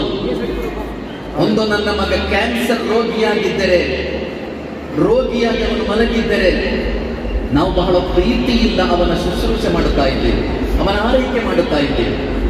ಆದರೆ ಅವ ಅಮಲು ಪದಾರ್ಥಗಳ ದಾಸ. ನಮ್ಮ ಮಾನ, ನಮ್ಮ ಮರ್ಯಾದೆ, ನಮ್ಮ ಗೌರವ ಎಲ್ಲವೂ ಮಣ್ಣು ಪಾಲಾಗಿದೆ. ಕುಟುಂಬದವರ ಮನೆಗೆ ಮದುವೆಗೆ ಹೋಗುವಂತಿಲ್ಲ, ಮನೆಯಿಂದ ಹೊರಗೆ ಹೋಗುವಂತಿಲ್ಲ. ಆದ್ದರಿಂದ ನನ್ನ ಮಗ ಸತ್ತು ಹೋಗಲಿ ಎಂದು ದೇವನೊಂದಿಗೆ ಪ್ರಾರ್ಥಿಸುವುದಾದರೆ ಅದು ಪಾಪ ಆಗಬಹುದೇ ಎಂದು ಒಬ್ಬ ಅಪ್ಪ ಪ್ರಶ್ನಿಸುವುದಾದರೆ, ಸಹೋದರ ಸಹೋದರಿಯರ ಮಧ್ಯ ಎಂಬುದು ಎಷ್ಟು ವಿಪರೀತವಾಗಿ ಬೆಳೆಯುತ್ತಾ ಇದೆ. ನ್ಯೂ ಇಯರ್ ಸೆಲೆಬ್ರೇಷನ್ ಬರ್ತದೆ ಈಗ ಡಿಸೆಂಬರ್ 31. ನ್ಯೂ ಇಯರ್ ಸೆಲೆಬ್ರೇಷನ್ ಮದ್ಯದ ಅಮಲ್ನಲ್ಲಿ ತೇಲಾಡುವ ಯಾರು? ಯುವಕರು ಮತ್ತು ಯುವತಿಯರು, ವಿದ್ಯಾರ್ಥಿಗಳು. ಕಳೆದ ವರ್ಷ ನೀವು ನೋಡಿರಬಹುದು, ಬೆಂಗಳೂರಿನಲ್ಲಿ ಮಾತ್ರ ಒಂದೇ ರಾತ್ರಿ ಡಿಸೆಂಬರ್ 31 ಒಂದೇ ರಾತ್ರಿ 50 ಕೋಟಿ ರೂಪಾಯಿಯ ಮದ್ಯ ಮಾರಾಟ ಆಗಿತ್ತು. ಅದು 50 ಕೋಟಿ ರೂಪಾಯಿಯ ಮದ್ಯ ಮಾರಾಟ ಬೆಂಗಳೂರಿನಲ್ಲಿ ಮಾತ್ರ ಇದೆ, ಬಿಬಿಎಂಪಿಯ ಅಧೀನದಲ್ಲಿ. ನಮ್ಮ ಸರ್ಕಾರದ ಯೋಜನೆಗಳೇನು? ಸರ್ಕಾರದ ಪ್ಲಾನಿಂಗ್ ಏನು? ನಮ್ಮ ಯುವ ಜನತೆ ಎಲ್ಲ ಮದ್ಯದ ದಾಸರಾಗಿ, ಮದ್ಯಕ್ಕೆ ಅಡಿಕ್ಟ್ ಆಗಿ ಅವರು ಆರೋಗ್ಯವನ್ನು, ಪ್ರತಿಭೆಯನ್ನು, ಸಾಮರ್ಥ್ಯವನ್ನು ಕಳಕೊಳ್ತಾ ಇದ್ದಾರೆ. ಈ ದೇಶದ ಭವಿಷ್ಯ ಹಾಳಾಗ್ತಾ ಇದೆ. ಆದ್ದರಿಂದ ಈ ಭವಿಷ್ಯವನ್ನು ಹೇಗಾದರೂ ಮಾಡಿ ಕಾಪಾಡಬೇಕು ಎಂಬುದಲ್ಲ ಸರ್ಕಾರದ ತೀರ್ಮಾನ. ಬರುವ ವರ್ಷ 75 ಕೋಟಿಯ ಟಾರ್ಗೆಟ್. ಈ ವರ್ಷ 50 ಕೋಟಿ ರೂಪಾಯಿ ಸೇಲ್ ಆಗಿದ್ದರೆ ಅಬಕಾರಿ ಖಾತೆಗೆ ಬರುವ ವರ್ಷ 75 ಕೋಟಿ ರೂಪಾಯಿಯ ಮದ್ಯ ಹೇಗೆ ಮಾರಾಟ ಮಾಡಬೇಕು ಎಂದು ಸರ್ಕಾರಗಳು ಪ್ಲಾನಿಂಗ್ ಹಾಕಿ. ಸಮಾಜದಲ್ಲಿ ನಡೆಯುತ್ತಿರುವ ಅತ್ಯಾಚಾರ, ರೇಪ್, ಕೊಲೆ, ದರೋಡೆ 80% ಹೆಚ್ಚು ಈ ಅನಾಹುತಗಳಿಗೆ ಕಾರಣ ಮದ್ಯಪಾನ ಅಂತ ಸರಿಯಾದ ವರದಿಗಳಲ್ಲಿ ಹೇಳ್ತಾ ಇತ್ತು. ಇತ್ತೀಚೆಗೆ ಈ ಮದ್ಯಪಾನಿಗಳ ಪತ್ನಿಯಂದಿರ ಒಂದು ಸರ್ವೆ ನಡೆದಿತ್ತು. ಪತಿ ಮದ್ಯಪಾನಿ, ಅವರ ಪತ್ನಿಯಂದಿರ ಬಗ್ಗೆ ಒಂದು ಸರ್ವೆ. ಆ ಸರ್ವೆಯ ರಿಪೋರ್ಟ್ ಏನೆಂದರೆ 90% ಮಹಿಳೆಯರು ಮದ್ಯಪಾನಿಗಳ ಪತ್ನಿಯಂದಿರು ಆತ್ಮಹತ್ಯೆ ಮಾಡುವ ತೀರ್ಮಾನ ಕೈಗೊಂಡವರು ಅಂತ. ಆದರೆ ಅವರು ಯಾಕೆ ಸುಸೈಡ್ ಮಾಡುತ್ತಿಲ್ಲ ಎಂದಾದರೆ ಅವರ ಮಕ್ಕಳಿಗಾಗಿ ಮಾತ್ರ ಅವರು ಬದುಕುತ್ತಾ ಇದ್ದಾರೆ. ತಮ್ಮ ಮಕ್ಕಳಿದ್ದಾರೆ, ನಾವು ಜನ್ಮ ಕೊಟ್ಟಿರುವ ಮಕ್ಕಳಿದ್ದಾರೆ ಎಂಬ ಕಾರಣಕ್ಕೆ ಮಾತ್ರ ಮದ್ಯಪಾನಿಗಳಾದ ಪತ್ನಿಯಂದಿರು ಅವರು ಬದುಕುತ್ತಾ ಇರುವುದು. ಇಲ್ಲ ಅಂದ್ರೆ 90% ಮಹಿಳೆಯರು ಆತ್ಮಹತ್ಯೆ ಮಾಡಲಿಕ್ಕೆ ಸಿದ್ಧರಾದವರು. ಸಹೋದರರ, ಸಮಾಜದಲ್ಲಿ ನಾವೆಲ್ಲರೂ ಜೋರಾಗಿ ಹೇಳಬೇಕು. ಈ ಕ್ಯಾನ್ಸರ್ನ ವಿರುದ್ಧ ಯುವ ಜನತೆಯನ್ನು ಹಾಳು ಮಾಡುತ್ತಿರುವ ಎಷ್ಟೆಷ್ಟು ಪ್ರತಿಭಾವಂತರು, ಈ ದೇಶದ ಆಸ್ತಿಗಳಾಗಬೇಕಾದವರು, ಈ ದೇಶದ ಆಸ್ತಿಗಳಾಗಬೇಕಾದ ಎಷ್ಟೆಷ್ಟು ಪ್ರತಿಭಾವಂತರು ತಮ್ಮ ಪ್ರತಿಭೆ, ತಮ್ಮ ಸಾಮರ್ಥ್ಯ ಎಲ್ಲವನ್ನು ಕಳಕೊಂಡು ಮದ್ಯದ ದಾಸರಾಗಿ ಯಾವುದೋ ಅಮಲಿನ ಜಗತ್ತಿನಲ್ಲಿ ಬದುಕುತ್ತಾ ಇದ್ದಾರೆ.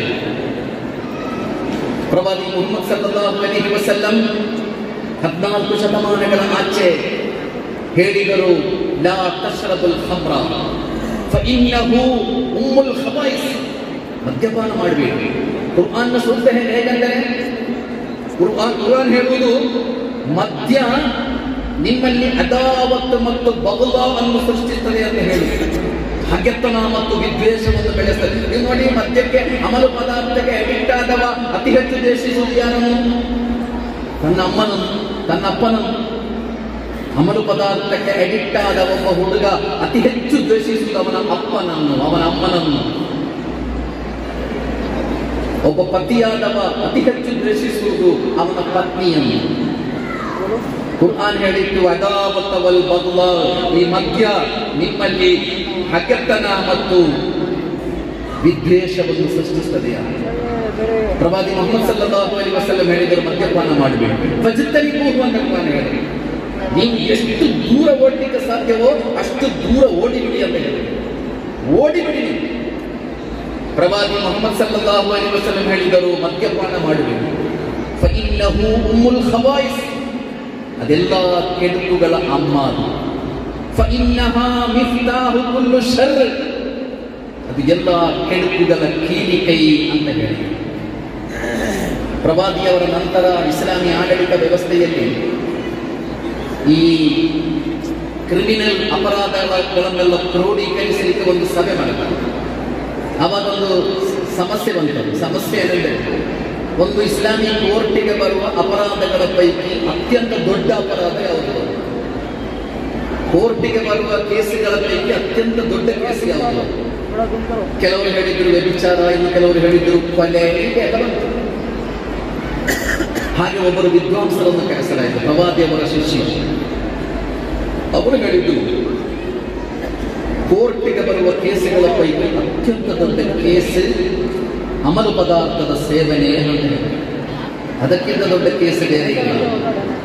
ಅದಕ್ಕೆ ಅವರೊಂದು ಉದಾಹರಣೆ ಕೊಡ್ತಾರೆ.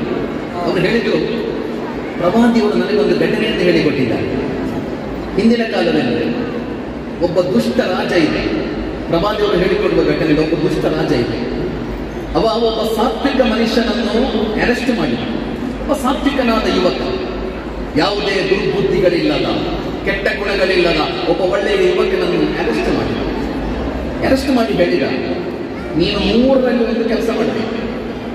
ಒಂದು, ನೀನೊಬ್ಬ ಮನುಷ್ಯನನ್ನು ಕೊಲೆ ಮಾಡಬೇಕು, ಅಥವಾ ಒಬ್ಬಳ ಹೆಣ್ಣು ಮಕ್ಕಳ ಮೇಲೆ ನೀನು ರೇಪ್ ಮಾಡಬೇಕು, ಅಥವಾ ನೀನು ಮದ್ಯಪಾನ ಮಾಡಬೇಕು. ಈ 3ರಲ್ಲಿ ಒಂದು ಮಾಡಿದ್ರೆ ಮಾತ್ರ ನಿನ್ನನ್ನು ಬಿಟ್ಟು ಬಿಡುತ್ತೇನೆ, ಇಲ್ಲ ಅಂದ್ರೆ ಪರ್ಮನೆಂಟ್ ನಿನಗೆ ಜೈಲು. ಈ ಮನುಷ್ಯನಿಗೆ ಇದು 3 ಅಭ್ಯಾಸ ಇದೆ. ಅವ ಬದುಕಿನಲ್ಲಿ ಎಂದು ಮದ್ಯಪಾನ ಮಾಡಿದವ ಅಲ್ಲ, ಅವ ಎಂದು ಅತ್ಯಾಚಾರ ಮಾಡಿದವ ಅಲ್ಲ, ಅವ ಎಂದು ಕೊಲೆಯ ಬಗ್ಗೆ ಆಲೋಚಿಸಿದವನೇ ಅಲ್ಲ. ಆದರೆ ಪಾರಾಗಬೇಕಲ್ಲ. ದುಷ್ಟ ರಾಜ ಅರೆಸ್ಟ್ ಮಾಡಿಟ್ಟಿದ್ದಾನೆ. ಈ ಯುವಕ ಆಲೋಚಿಸಿದ, ಒಬ್ಬ ಹೆಣ್ಣು ಮಗಳ ಮೇಲೆ ರೇಪ್ ನಡೆಸಲಿಕ್ಕೆ ನನಗೆ ಖಂಡಿತ ಸಾಧ್ಯ ಇಲ್ಲ. ಒಬ್ಬ ಮನುಷ್ಯನನ್ನು ಕೊಲೆ ಮಾಡುವುದು ನನಗೆ ಊಹಿಸಲಿಕ್ಕೂ ಸಾಧ್ಯ ಇಲ್ಲ, ಕಲ್ಪಿಸಿಕೊಳ್ಳಿಕ್ಕೂ ಸಾಧ್ಯ ಇಲ್ಲ. ಮತ್ತೆ ಈ 3 ಪಾಪಗಳ ಪೈಕಿ ಮಿನಿಮಮ್ ಅಂದ್ರೆ ಮದ್ಯಪಾನ ಅಂತ ಅವ ಆಲೋಚಿಸ್ತಾನೆ. ಈ 3ರ ಪೈಕಿ ಇದು ಓಕೆ ಅಂತ ಹೇಳಿ ಅವ ಮದ್ಯಪಾನ ಮಾಡಿದ, ಕುಡ್ದ, ಧಾರಾಳ ಕುಡ್ದ. ಪ್ರವಾದಿ ಮುಹಮ್ಮದರು ಹೇಳಿದರು, ಕುಡಿದ ಮೇಲೆ ಅವ ಹೆಣ್ಣಿನ ಮೇಲೆ ರೇಪು ಮಾಡಿದ, ಅವ ವ್ಯಕ್ತಿಯನ್ನು ಕೊಲೆಯೂ ಮಾಡಿದ ಅಂತ ಕಲಿಸಿಕೊಡುತ್ತಾರೆ. ಫಇನ್ನಹಾ ಉಮ್ಮುಲ್ ಖಬಾಯಿಸ್, ಎಲ್ಲ ಕೆಡುಕುಗಳ ಅಮ್ಮ ಅದು. ಆದ್ದರಿಂದ ಮದ್ಯಪಾನ ಮಾಡಬೇಡಿ ಅಂತ ಪ್ರವಾದಿಯವರು. ಇವತ್ತಿಗೂ ಆ ಶಿಕ್ಷಣದ ಪ್ರಭಾವ ಎಷ್ಟಿದೆ ಅಂದರೆ, ಇವತ್ತಿಗೂ ಸಮಾಜದಲ್ಲಿ ಬಾರ್ ನಡೆಸುವ ಮುಸ್ಲಿಮ್ಸ್ ಬಹಳ ಅಪರೂಪ. ಮುಸ್ಲಿಮ್ಸ್ ನಡೆಸುವ ಬಾರ್ ನೀವು ನೋಡಿರುವುದು ಬಹಳ ಇಲ್ವೇ ಇಲ್ಲ ಅಂತ ನಾನು ಹೇಳ್ತಾ ಇಲ್ಲ. ಅದು ಬಹಳ, ಅದಕ್ಕೆ ಸಮುದಾಯದಲ್ಲಿ, ಸಮಾಜದಲ್ಲಿ ಅಂಗೀಕಾರ ಇರಲಿಕ್ಕೆ ಸಾಧ್ಯವೇ ಇಲ್ಲ. ಪ್ರವಾದಿ ಮುಹಮ್ಮದರು 6ನೇ ಶತಮಾನದಲ್ಲಿ ಕಲಿಸಿಕೊಟ್ಟ ಶಿಕ್ಷಣದ ಪ್ರಭಾವ. ಸಹೋದರ, ನಾನು ಹೇಳ್ತಿರುವುದು, ಎಲ್ಲ ಕೆಡುಕುಗಳೊಂದಿಗೆ ನೋ ಹೇಳಿದ, ಕಾಂಪ್ರಮೈಸ್ ಇಲ್ಲದ, ರಾಜಿಯಾಗದ ವ್ಯಾಲ್ಯೂಸ್ಗಳಿಂದ ಮಾತ್ರ ಒಂದು ದೇಶವನ್ನು ಕಟ್ಟಲಿಕ್ಕೆ ಸಾಧ್ಯ. ಎರಡನೆಯದಾಗಿ, ಪ್ರವಾದಿ ಮುಹಮ್ಮದ್ ಸಲ್ಲಲ್ಲಾಹು ಅಲೈಹಿ ವಸಲ್ಲಂ ಆ ಸಮಾಜಕ್ಕೆ ಕೊಟ್ಟ ಮೌಲ್ಯ ಏನೆಂದರೆ, ಆ ಸಮಾಜದಲ್ಲಿದ್ದ ವ್ಯಾಲ್ಯೂಸ್ ಏನೆಂದರೆ, ಮನುಷ್ಯರೇ ನೀವೆಲ್ಲರೂ ಸಮಾನ. ಅಯ್ಯುಹನ್ನಾಸ್ ಅಂತ ಹೇಳಿದರು ಪ್ರವಾದಿ 6ನೇ ಶತಮಾನದಲ್ಲಿ. ಇವತ್ತಿಗೂ ಜಗತ್ತಿಗೆ ಸಾಧ್ಯ ಅಯ್ಯುಹನ್ನಾಸ್ ಅಂತ ಹೇಳಲಿಕ್ಕೆ? ಮನುಷ್ಯರೇ ಅಂತ ಹೇಳಲಿಕ್ಕೆ ಇವತ್ತಿಗೂ ಜಗತ್ತಿಗೆ ಸಾಧ್ಯ ಇದೆ. ವಿಶ್ವಸಂಸ್ಥೆ ಬಂದಿದೆ 1948 ಡಿಸೆಂಬರ್ 10ರಂದು universal declaration of human rights, ಮಾನವ ಹಕ್ಕುಗಳ ಘೋಷಣೆ ಆಗಿದೆ. ಎಷ್ಟೋ ಅಂತಾರಾಷ್ಟ್ರೀಯ ಕಾನೂನುಗಳು ನಿರ್ಮಾಣ ಆಗಿದೆ. ಬಿಲಿಯನ್ ಗಟ್ಟಲೆ ಡಾಲರ್ ಖರ್ಚು ಮಾಡಿ ದೊಡ್ಡ ದೊಡ್ಡ ದೇಶಗಳ ನಾಯಕರುಗಳು ಶೃಂಗಸಭೆಗಳನ್ನು ನಡೆಸಲೇ ಇದ್ದಾರೆ. ಇಷ್ಟೆಲ್ಲಾಗಿಯೂ ಇವತ್ತಿಗೂ ಇಡೀ ಜಗತ್ತನ್ನು ಅಯ್ಯುಹನ್ನಾಸ್ ಅಂತ ಹೇಳಲಿಕ್ಕೆ ಯಾವುದಾದರೂ ಒಬ್ಬ ನಾಯಕನಿಗೆ ಸಾಧ್ಯವಿದೆ. ಇಸ್ರೇಲ್ ಮತ್ತು ಫೆಲಸ್ತೀನಲ್ಲಿ ಕಳೆದ 2 ತಿಂಗಳಿಂದ ಬಹಳ ದೊಡ್ಡ ಕ್ರೌರ್ಯ ನಡೆಯುತ್ತಾ ಇದೆ. ಜಗತ್ತಿಗೆ ಸಾಧ್ಯವೇ? ಫೆಲಸ್ತೀನಿಗಳ ಜೀವಕ್ಕೂ ಇಸ್ರೇಲಿಗಳ ಜೀವಕ್ಕೂ ಸಮಾನವಾದ ಬೆಲೆ ಇದೆ ಎಂಬುದನ್ನು ಒಪ್ಪಿಕೊಳ್ಳಲು ಇವತ್ತಿಗೂ ನಾಗರಿಕ ಜಗತ್ತಿಗೆ ಸಾಧ್ಯ. ಅಮೆರಿಕಾದವರ ಜೀವಕ್ಕೂ ಇರಾಕ್ನವರ ಜೀವಕ್ಕೂ ಸಮಾನವಾದ ಬೆಲೆ ಇದೆ. ಅಮೆರಿಕಾದವರ ಜೀವಕ್ಕೂ ಅಫ್ಘಾನ್ನವರ ಜೀವಕ್ಕೂ ಸಮಾನವಾದ ಬೆಲೆ ಇದೆ ಎಂಬುದನ್ನು ಒಪ್ಪಿಕೊಳ್ಳಲು ಇವತ್ತಿಗೂ ಜಗತ್ತಿಗೆ ಸಾಧ್ಯ. ಜಗತ್ತಿನಲ್ಲಿರುವುದು ಜನಾಂಗೀಯತೆ ಮಾತ್ರ, ಶತ್ರುಗಳನ್ನು ಸೃಷ್ಟಿಸುವುದು, ವಿಭಜನೆ. ನೀವೆಲ್ಲರೂ ಸಮಾನರು ಎಂಬುದನ್ನು ಒಪ್ಪಿಕೊಳ್ಳಲು 21ನೇ ಅತ್ಯಾಧುನಿಕ ಶತಮಾನದಲ್ಲೂ ಜಗತ್ತಿಗೆ ಸಾಧ್ಯ ಆಗ್ತಾ ಇದೆ. ಕಪ್ಪು ಜನರು ಮತ್ತು ಬಿಳಿ ಜನರು ಸಮಾನರು ಅಂತ ಒಪ್ಪಿಕೊಳ್ಳಿಕ್ಕೆ ಆಧುನಿಕ ಸಮಾಜಕ್ಕೂ ಸಾಧ್ಯ ಆಗ್ತಾ ಇಲ್ಲಲ್ಲ. 6ನೇ ಶತಮಾನದಲ್ಲಿ ಪ್ರವಾದಿ ಮೊಹಮ್ಮದರು ಅಯ್ಯುಹನ್ನಾಸ್ ಅಂತ ಕರೀತಾರೆ. ಓ ಮನುಷ್ಯರೇ ಅಂತ ಹೇಳಿದರು. ಅನ್ನಾಸು ಸವಾಸಿಯುನ್ ಕಅಶ್ನಾನಿಲ್ ಮುಷ್ತ್ ಅಂತ ಹೇಳಿದರು. ಜಗತ್ತಿನ ಎಲ್ಲ ಮನುಷ್ಯರು ಸಮಾನರು, ಬಾಚಣಿಗೆಯ ಹಲ್ಲುಗಳಂತ ಸಮಾನ. ಎಷ್ಟು ಮನೋಹರವಾದ ಉದಾಹರಣೆ. ನೀವು ತಲೆ ಬಾಚುವ ಬಾಚಣಿಗೆ ಇದ್ದಲ್ಲ, ಅದರಲ್ಲಿ ಒಂದು ಹಲ್ಲು ಕೀಳು ಇನ್ನೊಂದು ಮೇರು ಅಂತ ಇದ್ದಲ್ಲ. ಅನ್ನಾಸು ಸವಾಸಿಯುನ್ ಕಅಶ್ನಾನಿಲ್ ಮುಷ್ತ್. ಬಾಚಣಿಗೆಯ ಹಲ್ಲುಗಳಂತ ನೀವೆಲ್ಲರೂ ಸಮಾನ. ನನ್ನ ಜೀವಕ್ಕೆ ಎಷ್ಟು ಬೆಲೆ ಇದೆಯೋ ನಿಮ್ಮಲ್ಲಿ ಪ್ರತಿಯೊಬ್ಬರ ಜೀವಕ್ಕೂ ಅಷ್ಟೇ ಬೆಲೆ ಇದೆ ಸಹೋದರ. ಕುಲ್ಲುಕುಂ ಮಿನ್ ಆದಮ್ ವ ಆದಮು ಮಿನ್ ತುರಾಬ್. ನೀವೆಲ್ಲರೂ ಆದಮನ ಮಕ್ಕಳು, ನೀವೆಲ್ಲರೂ ಒಬ್ಬನೇ ತಂದೆ ಮತ್ತು ತಾಯಿಯ ಮಕ್ಕಳು. ಆದ್ದರಿಂದ ನೀವೆಲ್ಲರೂ ಸಮಾನರು. ಅಲ್ ಖಲ್ಕು ಅಯಾಲುಲ್ಲಾ ಅಂತ ಹೇಳಿದ ಪ್ರವಾದಿಯವರು. ಜಗತ್ತಿನಲ್ಲಿರುವ ಎಲ್ಲ ಮನುಷ್ಯರು ದೇವನ ಫ್ಯಾಮಿಲಿ ಮೆಂಬರ್ಸ್. ನಿಮ್ಮ ಜಾತಿ, ನಿಮ್ಮ ಧರ್ಮ, ನಿಮ್ಮ ಪಕ್ಷ, ನಿಮ್ಮ ಸಂಘಟನೆ ಯಾವುದೇ ಇರಲಿ, ಅಲ್ ಖಲ್ಕು ಅಯಾಲುಲ್ಲಾ. ಜಗತ್ತಿನಲ್ಲಿರುವ ಪ್ರತಿಯೊಬ್ಬ ಮನುಷ್ಯರು ದೇವನ ಫ್ಯಾಮಿಲಿ ಮೆಂಬರ್ಸ್, ದೇವನ ಕುಟುಂಬದ ಸದಸ್ಯರು. ಆದ್ದರಿಂದ ನೀವು ಈ ಜಗತ್ತಿನಲ್ಲಿ ಯಾರಿಗೆ ಉಪಕಾರ ಮಾಡಿದ್ರು, ಯಾವುದೇ ಧರ್ಮದ, ಯಾವುದೇ ಜಾತಿಯ, ಯಾವುದೇ ಒಬ್ಬ ಮನುಷ್ಯನಿಗೆ ನೀವು ಉಪಕಾರ ಮಾಡಿದರೆ ದೇವ ನಿಮ್ಮನ್ನು ಪ್ರೀತಿಸ್ತಾನೆ, ದೇವ ನಿಮ್ಮನ್ನು ಇಷ್ಟಪಡುತ್ತಾನೆ, ದೇವ ನಿಮಗೆ ಸಹಾಯ ಮಾಡುತ್ತಾನೆ. ಅಹಬ್ಬನ್ನಾಸಿ ಇಲಲ್ಲಾಹಿ ಅನ್ಫಅಹುಂ ಲಿನ್ನಾಸ್. ಇಷ್ಟು ಮನೋಹರವಾದ ಪಾಠ. ನಿಮ್ಮ ಪೈಕಿ ದೇವನು ಅತಿ ಹೆಚ್ಚು ಇಷ್ಟಪಡುವುದು ಯಾರನ್ನು? ಹರಾಲ ನಮಾಜ್ ಮಾಡುವುದ, 10-20 ಸಲ ಮಕ್ಕಾಗೆ ಹೋಗಿ ಬಂದವ, ಹೇಳಲಿಲ್ಲ ಪ್ರವಾದಿಯವರು ಹಾಗೆ. ಅಹಬ್ಬನ್ನಾಸಿ ಇಲಲ್ಲಾಹಿ ಅನ್ಫಅಹುಂ ಲಿನ್ನಾಸ್. ನಿಮ್ಮ ಪೈಕಿ ಮನುಷ್ಯರಿಗೆ ಯಾರು ಹೆಚ್ಚು ಉಪಕಾರ ಮಾಡುತ್ತಾರೋ ಅವರನ್ನೇ ದೇವ ಅತಿ ಹೆಚ್ಚು ಇಷ್ಟಪಡುತ್ತಾನೆ. ಮನುಷ್ಯರಿಗೆ ಉಪಕಾರ ಮಾಡುವ ಯಾವುದೋ ಒಂದು ಧರ್ಮದವರಿಗೆ ಅಂತ ಅಲ್ಲ. ಅಂಫಅಹುಂ ಲಿನ್ನಾಸ್. ನೀವೆಲ್ಲ ಡಿಸ್ಟನ್ಸ್ ನೋಡಿ, ಅನ್ನಾಸ್ ಅಂದ್ರೆ ಅದರ ಅರ್ಥ ಏನು? ಅಂಫಅಹುಂ ಲಿನ್ನಾಸ್. ಮನುಷ್ಯರಿಗೆ ಅತಿ ಹೆಚ್ಚು ಉಪಕಾರ ಮಾಡುವವರೇ ದೇವನ ಬಳಿ ಅತಿ ಹೆಚ್ಚು, ದೇವ ಅತಿ ಹೆಚ್ಚು ಇಷ್ಟಪಡುವರು. ಪ್ರವಾದಿ ಮೊಹಮ್ಮದರು 6ನೇ ಶತಮಾನದಲ್ಲಿ ಕುರ್ಆನ್ನ ಶಿಕ್ಷಣದಲ್ಲಿ ಕಟ್ಟಿ ಬೆಳೆಸಿದ ಶಿಕ್ಷಣ ಸಮಾಜ ಅದು. ಇಸ್ಲಾಮಿ ಶರೀಅತ್ ಅಂತ ಒಂದಿದೆ, ಪ್ರವಾದಿ ಮೊಹಮ್ಮದರು ಕಲಿಸಿಕೊಟ್ಟ ಧಾರ್ಮಿಕ ವಿಧಿವಿಧಾನಗಳು. ಆ ಶರೀಅತ್ತಿನ ಅಡಿಪಾಯ ಯಾವುದು? ಆ ಶರೀಅತ್ತಿನ ಅಡಿಪಾಯ ಮನುಷ್ಯನ ಜೀವ, ಅವನ ಸೊತ್ತು, ಅವನ ಗೌರವ ಮತ್ತು ಅವನ ಧಾರ್ಮಿಕ ಸ್ವಾತಂತ್ರ್ಯ ಇವುಗಳು ಸಂರಕ್ಷಿಸಲ್ಪಡಬೇಕೆಂಬುದು ಇಸ್ಲಾಮಿ ಶರೀಅತ್ತಿನ ಅಡಿಪಾಯದ ಬೇಗ. ಜಗತ್ತಿನಲ್ಲಿ ಪ್ರತಿಯೊಬ್ಬ ಮನುಷ್ಯನ ಜೀವ ಸಂರಕ್ಷಿಸಲ್ಪಡಬೇಕು, ಪ್ರತಿಯೊಬ್ಬನ ಸಂಪತ್ತು, ಪ್ರತಿಯೊಬ್ಬನ ಗೌರವ. ನಾನು ಕುರ್ಆನ್ ಪಠಿಸಿದ ಕುರ್ಆನ್ನ ಸೂಕ್ತಗಳಲ್ಲಿ ಜನರನ್ನು ನಿಂದಿಸಬೇಡಿ, ಜನರ ಬಗ್ಗೆ ಪರದೂಷಣೆ ಮಾಡಬೇಡಿ, ಜನರನ್ನು ಅಡ್ಡ ಹೆಸರಿನಿಂದ ಕರೆಯಬೇಡಿ, ಜನರನ್ನು ತಮಾಷೆ ಮಾಡಬೇಡಿ. ಜನರ ಶರೀರಕ್ಕೆ ಮಾತ್ರ ಅಲ್ಲ, ಅವರ ಮನಸ್ಸಿಗೆ ನೋವು ಕೊಡುವುದು ಕೂಡ ಅತ್ಯಂತ ದೊಡ್ಡ ಪಾಪ ಎಂದು ಕುರಾನ್ ಹೇಳಿ. ಅತ್ಯಂತ ದೊಡ್ಡ ಪಾಪ ಅದು.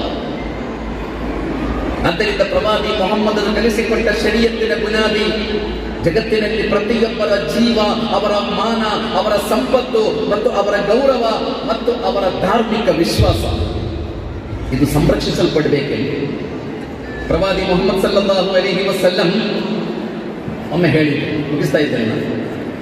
ಕೋಮುವಾದಿ ನನ್ನ ಸಮುದಾಯದ ಸದಸ್ಯ ಅಲ್ಲ ಅಂತ ಹೇಳಿದರು. ಕೋಮುವಾದಿ ಮನ್ ದಅ ಇಲಾ ಹಸಬಿಯತಿನ್ ಫಲೈಸ ಮಿನ್ನಾ. ಕೋಮುವಾದಿ ನನ್ನ ಸಮುದಾಯದ ಸದಸ್ಯ ಅಲ್ಲ. ಅನುಯಾಯಿಗಳಿಗೆ ಒಂದು ಸಂಶಯ, ಪ್ರವಾದಿಯವರೇ ನಾವು ನಮ್ಮ ಜನಾಂಗದವರನ್ನು ಪ್ರೀತಿಸುವುದು ಕೋಮುವಾದವೇ ಅಂತ ಕೇಳ್ತಾರೆ. ನಾವು ನಮ್ಮ ಜನಾಂಗದವರನ್ನು ಪ್ರೀತಿಸುವುದು, ನಮ್ಮ ಜಾತಿಯವರನ್ನು ಪ್ರೀತಿಸುವುದು, ಅವರ ಅಭಿವೃದ್ಧಿಗಾಗಿ ಕೆಲಸ ಮಾಡುವುದು, ಅವರ ಸುಧಾರಣೆಗಾಗಿ ಕೆಲಸ ಮಾಡುವುದು ಇದು ಕೋಮುವಾದವೇ ಅಂತ ಪ್ರಶ್ನೆ. ಪ್ರವಾದಿ ಮುಹಮ್ಮದ್ ಸಲ್ಲಲ್ಲಾಹು ಅಲೈಹಿ ವಸಲ್ಲಂ ಹೇಳಿದರು, ಅಲ್ಲ, ನೀವು ನಿಮ್ಮ ಜನಾಂಗದವರಿಗಾಗಿ ಕೆಲಸ ಮಾಡುವುದು, ನಿಮ್ಮ ಜನಾಂಗದವರ ಸುಧಾರಣೆಗೆ, ಅವರ ಅಭಿವೃದ್ಧಿಗೆ ಕೆಲಸ ಮಾಡುವುದು ಅದು ಖಂಡಿತ ಕೋಮು. 16ನೇ ಶತಮಾನದಲ್ಲಿ ಕಲಿಸಿಕೊಂಡ ಈ ಪಾಠ 21ನೇ ಶತಮಾನದಲ್ಲೂ ನಾವು ಪಾಲಿಸಬೇಕು. ನನ್ನ ಧರ್ಮದ ಒಬ್ಬ ಎಷ್ಟೇ ದೊಡ್ಡವನಾಗಿರಲಿ, ಅವ ಎಷ್ಟು ದೊಡ್ಡ ವಿದ್ವಾಂಸನೇ ಆಗಿರಲಿ, ಅವ ತಪ್ಪು ಮಾಡಿದರೆ ತಪ್ಪು ಎಂದು ಹೇಳುವ, ಅದು ಅಧರ್ಮ ಎಂದು ಹೇಳುವ, ಅದು ಅಪರಾಧ ಎಂದು ಹೇಳುವ ಇಚ್ಛಾಶಕ್ತಿ ಎಲ್ಲಿಯ ತನಕ ನಿಮ್ಮಲ್ಲಿ ಬೆಳೆದು ಬರುವುದಿಲ್ಲವೋ ಅಲ್ಲಿಯ ತನಕ ಸಮಾಜವನ್ನು ಕಟ್ಟಲಿಕ್ಕೆ ಖಂಡಿತ ಸಾಧ್ಯ ಇಲ್ಲ ಸಹೋದರ. ಮನುಷ್ಯತ್ವದ ಪಾಠಗಳಿಂದ ಮಾತ್ರ ಸಮಾಜವನ್ನು ಕಟ್ಟಲಿಕ್ಕೆ ಸಾಧ್ಯ. Man is the measure of everything ಅಂತ ಹೇಳಲಾಗಿದೆ. ಎಲ್ಲವನ್ನು ಅಳೆಯುವುದರ ಎಲ್ಲದರ ಮಾನದಂಡ ಇನ್ಸಾನಿಯತ್ ಅಂತ ಹೇಳಲಾಗಿದೆ. ಇನ್ಸಾನಿಯತ್. ಒಂದು ಕಾಲದಲ್ಲಿ ರೋಮಿನಲ್ಲಿ ಡಯೋಜನೀಸ್ ಎಂಬ ಒಬ್ಬ ಮನುಷ್ಯ ಪ್ರೇಮಿ, ಡಯೋಜನೀಸ್ ನಡು ಮಧ್ಯಾಹ್ನ ಸುಡುಬಿಸಿಲಲ್ಲಿ ಕಂದೀಲು ಹಿಡಿದುಕೊಂಡು ಹೀಗೆ ನಡೆಯುತ್ತಾ ಇದ್ದಾರೆ. ಕಂದೀಲ್ ಅಂದ್ರೆ ಗೊತ್ತಿಲ್ಲಲ್ಲ, ಬೆಳಕಿರುವ ಕಂದೀಲ್ ಅಂತ ಹೇಳುವುದು ಕನ್ನಡದಲ್ಲಿ ದೀಪ. ರೋಮ್ ಎಂಬ ನಗರದಲ್ಲಿ ನಡು ಮಧ್ಯಾಹ್ನ ಸುಡು ಬಿಸಿಲಲ್ಲಿ ಕಂದೀಲು ಹಿಡಿದುಕೊಂಡು ನಡೆಯುತ್ತಾ ಇದ್ದಾರೆ. ಜನರು ಕೇಳಿದ್ರು, ಈ ನಡು ಮಧ್ಯಾಹ್ನ ಕಂದೀಲು ಹಿಡಿದುಕೊಂಡು ಏನನ್ನು ಹುಡುಕಾಡುತ್ತಾ ಇದ್ದೀರಾ? ಡಯೋಜನೀಸ್ ಎಂಬ ಮಹಾ ಮನುಷ್ಯ ಹೇಳಿದರು, ನಾನು ಮನುಷ್ಯನನ್ನು ಹುಡುಕುತ್ತಾ ಇದ್ದೇನೆ ಅಂತ. ನಾನು ಮನುಷ್ಯನನ್ನು ಹುಡುಕುತ್ತಾ ಇದ್ದೇನೆ. ಸಹೋದರ, ಇವತ್ತಿನ ಸಮಾಜದಲ್ಲಿ ನಾವು ಮನುಷ್ಯನನ್ನು ಹುಡುಕಬೇಕು. ಗಾಂಧೀಜಿ, ನಾನು ಮುಗಿಸ್ತಾ ಇದ್ದೇನೆ ಅಂತ ಹೇಳಿ, ಮಹಾತ್ಮ ಗಾಂಧೀಜಿಯವರು ಭಾರತಕ್ಕೆ ಸ್ವಾತಂತ್ರ್ಯ ಸಿಕ್ಕಿದ ಸಂಭ್ರಮ 1947 ಆಗಸ್ಟ್ 14 ಮಧ್ಯರಾತ್ರಿ ದೆಹಲಿಯಲ್ಲಿ ಬಿರುಸಿನಿಂದ ರಾಜಕೀಯ ಚಟುವಟಿಕೆಗಳೆಲ್ಲ ನಡೆಯುತ್ತಾ ಇದೆ. ಯಾಕೆಂದರೆ ಅಧಿಕಾರದ ಹಸ್ತಾಂತರ, ಬ್ರಿಟಿಷರ ಧ್ವಜವನ್ನು ಕೆಳಗೆ ಹಾಕಿ ತ್ರಿವರ್ಣ ಧ್ವಜವನ್ನು ಮೇಲೇರಿಸಲಾಗಿದೆ. ಅಧಿಕಾರ ಹಸ್ತಾಂತರದ ಪ್ರಕ್ರಿಯೆ ನಡೆಯುವಾಗ ಸ್ವಾತಂತ್ರ್ಯ ಹೋರಾಟದ ರೂವಾರಿ, ಸ್ವಾತಂತ್ರ್ಯ ಹೋರಾಟದ ಶಿಲ್ಪಿ, ಸ್ವಾತಂತ್ರ್ಯ ಹೋರಾಟಕ್ಕೆ ನಾಯಕತ್ವವನ್ನು ಕೊಟ್ಟ ಗಾಂಧೀಜಿ ಅಂದು ದೆಹಲಿಯಲ್ಲಿ ಇರಲಿಲ್ಲ. ಅಧಿಕಾರ ಹಸ್ತಾಂತರದ ಈ ಪ್ರಕ್ರಿಯೆಯಲ್ಲಿ ಗಾಂಧೀಜಿ ಇಲ್ಲ. ಯಾರಿರಬೇಕಿತ್ತೋ ಆ ಮನುಷ್ಯ ಅಂದು ಕೋಮುಗಲಭೆಯಿಂದ ಕತ್ತರಿಸಿರುವ ಬಂಗಾಳದ ಬೀದಿಗಳಲ್ಲಿ ನಡೆಯುತ್ತಾ ಇದ್ದರು ಗಾಂಧೀಜಿ. ಸ್ವಾತಂತ್ರ್ಯ ಸಮರದ ಶಿಲ್ಪಿ, ಸ್ವಾತಂತ್ರ್ಯ ಸಮರದ ನಾಯಕ, ಕೋಮುಗಲಭೆಯಿಂದ ಜರ್ಜರಿತವಾಗಿದ್ದ ಬಂಗಾಳದ ಬೀದಿಗಳಲ್ಲಿ ನಡೆಯುತ್ತಾ ಇದ್ದಾರೆ. ಒಂದು ಗ್ರಾಮಕ್ಕೆ ಗಾಂಧೀಜಿ ಹೋದಾಗ ಆ ಗ್ರಾಮದ ಹಿಂದೂ ತಾಯಂದಿರು ಗಾಂಧೀಜಿಯ ಪಾದಕ್ಕೆ ಎರಗುತ್ತಾರೆ. ಬಾಪೂಜಿ, ಈ ಗ್ರಾಮದಿಂದ ಮುಸ್ಲಿಮರು ನಮ್ಮನ್ನು ಹೊರಗೆ ಹಾಕ್ತಾ ಇದ್ದಾರೆ, ನಮ್ಮನ್ನು ಅವರು ಬದುಕಲಿಕ್ಕೆ ಬಿಡುತ್ತಾ ಇಲ್ಲ. ಗಾಂಧೀಜಿ ಆ ಅಮ್ಮಂದರೊಂದಿಗೆ ಹೇಳಿದರು, ನೀವು ಮುಸ್ಲಿಮರನ್ನು ಪ್ರೀತಿಸ್ತೀರೋ ಅವರನ್ನು ಅಪ್ಪಿ ಹಿಡಿಯಲು ಸಾಧ್ಯವೋ? ಒಬ್ಬನೇ ಒಬ್ಬ ಹಿಂದೂ ಈ ಗ್ರಾಮದಿಂದ ಹೊರಗೆ ಹೋಗದಂತೆ ನಾನು ನಿಮಗೆ ಭರವಸೆಯನ್ನು ಕೊಡುತ್ತೇನೆ. ಪಕ್ಕದ ಗ್ರಾಮಕ್ಕೆ ಹೋದರು ಗಾಂಧೀಜಿ. ಅಲ್ಲಿ ಮುಸ್ಲಿಂ ಅಮ್ಮಂದಿರು ಬಂದು ಗಾಂಧೀಜಿಯನ್ನು ಮುತ್ತಿಕ್ಕುತ್ತಾರೆ. ಬಾಪೂಜಿ, ಹಿಂದೂಗಳು ನಮ್ಮನ್ನು ಬದುಕಲಿಕ್ಕೆ ಬಿಡ್ತಾ ಇಲ್ಲ, ಈ ಗ್ರಾಮದಲ್ಲಿ ನಮ್ಮನ್ನು ಹೊರಗೆ ಹಾಕ್ತಾ ಇದ್ದಾರೆ. ಗಾಂಧೀಜಿ ಹೇಳಿದರು, ನಿಮಗೆ ಹಿಂದೂಗಳನ್ನು ಅತಿ ಹೆಚ್ಚು ಪ್ರೀತಿಸಲು, ಹಿಂದೂಗಳನ್ನು ಪ್ರೀತಿಯಿಂದ ಅಪ್ಪಿಕೊಳ್ಳಲು ಸಾಧ್ಯವೋ? ಈ ಗ್ರಾಮದಿಂದ ಒಬ್ಬನೇ ಒಬ್ಬ ಮುಸ್ಲಿಂ ಹೊರಗೆ ಹೋಗದಂತೆ ನಾನು ನಿಮಗೆ ಭರವಸೆ ಕೊಡುತ್ತೇನೆ ಅಂತ ಹೇಳಿದರು. ಗಾಂಧೀಜಿಗೆ ಧರ್ಮ ಇರಲಿಲ್ಲ. ಗಾಂಧೀಜಿ ಮನುಷ್ಯತ್ವದ ಬಗ್ಗೆ ಮಾತಾಡಿದರು. ಗಾಂಧೀಜಿ ಮನುಷ್ಯತ್ವ ಏನು ಅಂತ ಜಗತ್ತಿಗೆ ತೋರಿಸಿಕೊಟ್ರು. ನಾನು ಹೇಳುತ್ತಿರುವುದು ಆ ಇನ್ಸಾನಿಯತ್ತಿನ ಪಾಠಗಳನ್ನು ಸಹೋದರ ಸಹೋದರಿಯರೇ ಇವತ್ತಿನ ಸಮಾಜದಲ್ಲಿ ನಾವೆಲ್ಲ ಬಹಳ ಜೋರಾಗಿ ಪ್ರತಿಪಾದಿಸಬೇಕಾಗಿದೆ. ಬಹಳ ಜೋರಾಗಿ ಮೌಲ್ಯಗಳಿಂದ ಮಾತ್ರ, ವ್ಯಾಲ್ಯೂಸ್ಗಳಿಂದ, ಕಾನ್ಸ್ಟೆಂಟ್ ವ್ಯಾಲ್ಯೂಸ್ ಅಂತ ಇದೆ. ಇವತ್ತಿನ ತಲೆಮಾರು ಹಿಂದಿನ ತಂದು ಯಾವುದನ್ನು ಒಪ್ಪುವುದಿಲ್ಲ. ಹಿರಿಯರಲ್ಲಿ ಏನೆಲ್ಲ ಇದೆ ಅದು ಯಾವುದನ್ನು ಇವತ್ತಿನ ತಲೆಮಾರು ಒಪ್ಪೋದು. ನಿಮ್ಮ ಹಿರಿಯರ ಫುಡ್ಡು ಅವರಿಗೆ ಬೇಡ, ನಿಮ್ಮ ಲೈಫ್ ಸ್ಟೈಲು ಅವರಿಗೆ ಬೇಡ, ನಿಮ್ಮ ಯಾವುದನ್ನು ಇವತ್ತಿನ ತಲೆಮಾರು ಒಪ್ಪುವುದಿಲ್ಲ. ಆದರೆ ಕಾನ್ಸ್ಟೆಂಟ್ ವ್ಯಾಲ್ಯೂಸ್ ಅಂತ ಇದೆ, ಅದೆಂದೂ ಕೂಡ ಹಾಳಾಗಬಾರದು.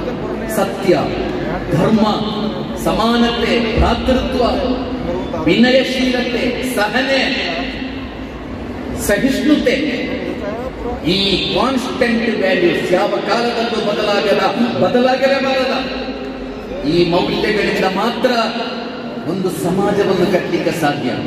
ಆ ಮೌಲ್ಯಗಳಿಂದ ಮಾತ್ರ ಒಂದು ದೇಶದ ಅಭಿವೃದ್ಧಿ, ಪ್ರಗತಿ ಸಾಧ್ಯ. ಅದರಿಂದ ಕುರಾನ್ ಕಲಿಸಿಕೊಟ್ಟಿರುವ ಮನ್ ಕತಲ ನಫ್ಸನ್ ಬಿಗೈರಿ ನಫ್ಸಿನ್ ಔ ಫಸಾದಿನ್ ಫಿಲ್ ಅರ್ದಿ ಫಕಅನ್ನಮಾ ಕತಲ ಅನ್ನಾಸ ಜಮಿಯಾ. ಎಷ್ಟು ಮನೋಹರವಾಗಿ ಕುರಾನ್ ಹೇಳಿತು. ನಿಮ್ಮ ಭಾಷಣ, ನಿಮ್ಮ ಬರಹ, ನಿಮ್ಮ ಚಟುವಟಿಕೆಗಳು ಒಬ್ಬ ಮನುಷ್ಯನ ಕೊಲೆಗೆ ಕಾರಣವಾದರೆ ಇಡೀ ಮಾನವ ಕುಲವನ್ನು ಕೊಂದ ಪಾಪಿಗಳಿಗೆ ನಿಮ್ಮ ಬರಹ, ನಿಮ್ಮ ಭಾಷಣ, ನಿಮ್ಮ ಚಟುವಟಿಕೆ, ನಿಮ್ಮ ಸಂಘಟನೆ ಈ ಜಗತ್ತಿನಲ್ಲಿ ಒಬ್ಬ ಮನುಷ್ಯನಿಗೆ ಬದುಕನ್ನು ಕೊಡುವುದಾದರೆ ಫಕಅನ್ನಮಾ ಅಹಿಯನ್ನಾಸ ಜಮಿಯಾ, ಇಡೀ ಮಾನವ ಕುಲಕ್ಕೆ ಬದುಕನ್ನು ಕೊಟ್ಟ ಪುಣ್ಯವಂತರು ನೀವು ಎಂದು ಕುರಾನ್ ಕಲಿಸಿಕೊಟ್ಟಿದ್ದಾರೆ. ಸಹೋದರರೇ, ಈ ಮಾನವೀಯತೆಯ ಪಾಠಗಳಿಂದ ಮಾತ್ರ, ಉದಾತ್ತವಾದ ಈ ಚಿಂತನೆಗಳಿಂದ ಮಾತ್ರ ಸಮಾಜವನ್ನು ಕಟ್ಟಲಿಕ್ಕೆ ಸಾಧ್ಯ. ಜಗತ್ತಿನ ಎಲ್ಲ ದಾರ್ಶನಿಕರು, ಎಲ್ಲ ಪ್ರವಾದಿಗಳು, ಎಲ್ಲ ಋಷಿಮುನಿಗಳು ಜಗತ್ತಿಗೆ ಬಂದು ಮನುಷ್ಯರನ್ನು ಬೇರ್ಪಡಿಸುವ ಸಿದ್ಧಾಂತ ಕಲಿಸಿಕೊಟ್ಟಿಲ್ಲ. ಅವರೆಲ್ಲರೂ ಮನುಷ್ಯರನ್ನು ಜೋಡಿಸುವ ಕೆಲಸ ಕಲಿಸಿಕೊಂಡರು. ಜಗತ್ತಿನಲ್ಲಿ ಯಾವ ದಾರ್ಶನಿಕರು, ಯಾವ ಪ್ರವಾದಿಗಳು, ಯಾವ ಸಾಧು ಸಂತರು ಬಂದು ನಿಮಗೆಲ್ಲ ಒಬ್ಬೊಬ್ಬರಿಗೆ ಒಂದೊಂದು ದೇವರಿದ್ದಾರೆ ಅಂತ ಹೇಳಿಕೊಳ್ಳಿಲ್ಲ. ಹಿಂದೂಗಳಿಗೆ ಬೇರೆ ದೇವರಿದ್ದಾರೆ, ಮುಸ್ಲಿಮರಿಗೆ ಬೇರೆ ಇದ್ದಾರೆ, ಕ್ರೈಸ್ತರಿಗೆ ಬೇರೆ ಇದ್ದಾರೆ, ಮರಾಠರಿಗೆ ಬೇರೆ ಇದ್ದಾರೆ. ಜಗತ್ತಿನಲ್ಲಿ ಯಾವ ದಾರ್ಶನಿಕರು, ಯಾವ ಪ್ರವಾದಿಗಳು, ಯಾವ ಸಾಧು ಸಂತರು, ಯಾವ ಋಷಿಮುನಿಗಳು ಹಾಗೆ ಹೇಳಿಲ್ಲ. ಜಗತ್ತಿಗೆ ಬಂದ ಎಲ್ಲ ದಾರ್ಶನಿಕರು, ಎಲ್ಲ ಋಷಿ ಮುನಿಗಳು, ಎಲ್ಲ ಸಾಧು ಸಂತರು, ಎಲ್ಲ ಆಚಾರ್ಯರು ಅವರೆಲ್ಲರೂ ಕಲಿಸಿಕೊಟ್ಟದ್ದು ಒಬ್ಬ ದೇವನ ಸೃಷ್ಟಿಗಳು ಎಂಬ ಸತ್ಯ. ಆದ್ದರಿಂದ ಕುರ್ಆನ್ ಕಲಿಸಿಕೊಟ್ಟಿರುವ ಬಹಳ ದೊಡ್ಡ ಸಂದೇಶ, ನೀವೆಲ್ಲ ಒಬ್ಬ ದೇವನ ಸೃಷ್ಟಿಗಳು. ನಮ್ಮನ್ನೆಲ್ಲ ಒಬ್ಬ ದೇವ ಸೃಷ್ಟಿಸಿರುವುದಾದರೆ ನಮ್ಮ ಮಧ್ಯೆ ಒಂದು ಸಂಬಂಧ, ನನ್ನ ಮಧ್ಯೆ, ಸ್ವಾಮೀಜಿಯವರ ಮಧ್ಯೆ, ನಮ್ಮೆಲ್ಲರ ಮಧ್ಯೆ, ನಮ್ಮೆಲ್ಲರ ಸೃಷ್ಟಿಕರ್ತ ಒಬ್ಬನೇ ಆಗಿದ್ದರೆ, ನಮ್ಮನ್ನೆಲ್ಲ ಒಬ್ಬನೇ ದೇವ ಸೃಷ್ಟಿಸಿದ್ದರೆ ನಮ್ಮ ಮಧ್ಯೆ ಇರುವ ಸಂಬಂಧ ನಾವೆಲ್ಲರೂ ಸಹೋದರರು ಮತ್ತು ಸಹೋದರಿಯರು ಎಂಬ ಸಂಬಂಧ ಮಾತ್ರ. ನಾವೆಲ್ಲರೂ ಸಹೋದರರು ಮತ್ತು ಸಹೋದರಿಯರು. ಈ ವಾಸ್ತವಿಕತೆಯನ್ನು ಅರ್ಥ ಮಾಡಿಕೊಳ್ಳಲು ಸಾಧ್ಯವಾಗುವುದಾದರೆ ಮಾತ್ರ ನಾಳೆಯ ದಿನಗಳು ಒಳ್ಳೆಯ ದಿನಗಳಾಗಿರುತ್ತವೆ. ಆದ್ದರಿಂದ ಸಹೋದರ ಸಹೋದರಿಯರೇ, ಪವಿತ್ರ ಕುರ್ಆನ್ ಕಲಿಸಿಕೊಡುವ ಈ ಸಂದೇಶಗಳು ಶಿಫಾಉನ್ ಲಿಮಾ ಫಿಸ್ ಸುದೂರ್, ನಿಮ್ಮ ಹೃದಯದ ರೋಗಗಳನ್ನು ಗುಣಪಡಿಸುತ್ತದೆ, ನಿಮ್ಮ ಮನಸ್ಸನ್ನು ಸ್ವಚ್ಛಗೊಳಿಸುತ್ತದೆ, ನಿಮ್ಮ ಮನಸ್ಸನ್ನು ತಿಳಿಗೊಳಿಸುತ್ತದೆ. ಈ ಗ್ರಂಥ ಸಾಂತ್ವನವಾಗಿದೆ, ಈ ಗ್ರಂಥದ ಸಂದೇಶಗಳು ನೆರಳಾಗಿದೆ ಎಂದು ಕುರ್ಆನ್ ಕಲಿಸಿಕೊಟ್ಟಿದ್ದರೆ ನೀವೆಲ್ಲ ಈ ಸಂದೇಶಗಳನ್ನು ಅರ್ಥ ಮಾಡಬೇಕು ಎಂಬ ವಿನಂತಿಯೊಂದಿಗೆ, ಹೊರಗೆ ಕುರ್ಆನ್ನ ಅನುವಾದ ಗ್ರಂಥಗಳು ನಿಮಗೆ ಲಭ್ಯ ಇದೆ. ಬಹಳ ಕಡಿಮೆ ಬೆಲೆಯಲ್ಲಿ ₹100 ಮಾತ್ರ. ಕುರ್ಆನ್ನ ಬಹಳ ಸರಳವಾದ ಭಾಷಾಂತರ, ಕುರ್ಆನ್ನ ಚಿಂತನೆಗಳು, ಕುರ್ಆನ್ನ ಸಂದೇಶಗಳು, ಎಲ್ಲರಿಗೂ ತಿಳಿಬೇಕಾದಂತಹ ಸಂದೇಶಗಳು. ಈ ಸಂದೇಶಗಳನ್ನು ನೀವು ತಿಳಿಯುವ ಪ್ರಯತ್ನ ಮಾಡಬೇಕು ಎಂಬ ವಿನಂತಿಯೊಂದಿಗೆ ಸರ್ವಶಕ್ತನಾದ ದೇವನು ನಮ್ಮೆಲ್ಲರನ್ನು ಅವನು ಇಷ್ಟಪಡುವ, ಅವನು ಪ್ರೀತಿಸಿ, ನಮ್ಮನ್ನು ನಮ್ಮ ದೇವ ಪ್ರೀತಿಸಬೇಕು. ಬದುಕಿನ ಬಹಳ ದೊಡ್ಡ ಸಾಧನೆ. ನನ್ನನ್ನು ನನ್ನ ದೇವ ಇಷ್ಟಪಡು, ನನ್ನನ್ನು ಸೃಷ್ಟಿಸಿರುವ ನನ್ನ ದೇವ, ನನಗೆ ಜೀವ ಕೊಟ್ಟಿರುವ, ನನಗೆ ನಾಳೆ ಮರಣವನ್ನು ಕೊಡುವ ನನ್ನ ದೇವನನ್ನು ಪ್ರೀತಿಸುವುದೆಂದರೆ ಅದಕ್ಕಿಂತ ದೊಡ್ಡ ಸೌಭಾಗ್ಯ ಜಗತ್ತಿನಲ್ಲಿ ಬೇರೆ ಯಾವುದೂ ಇಲ್ಲ.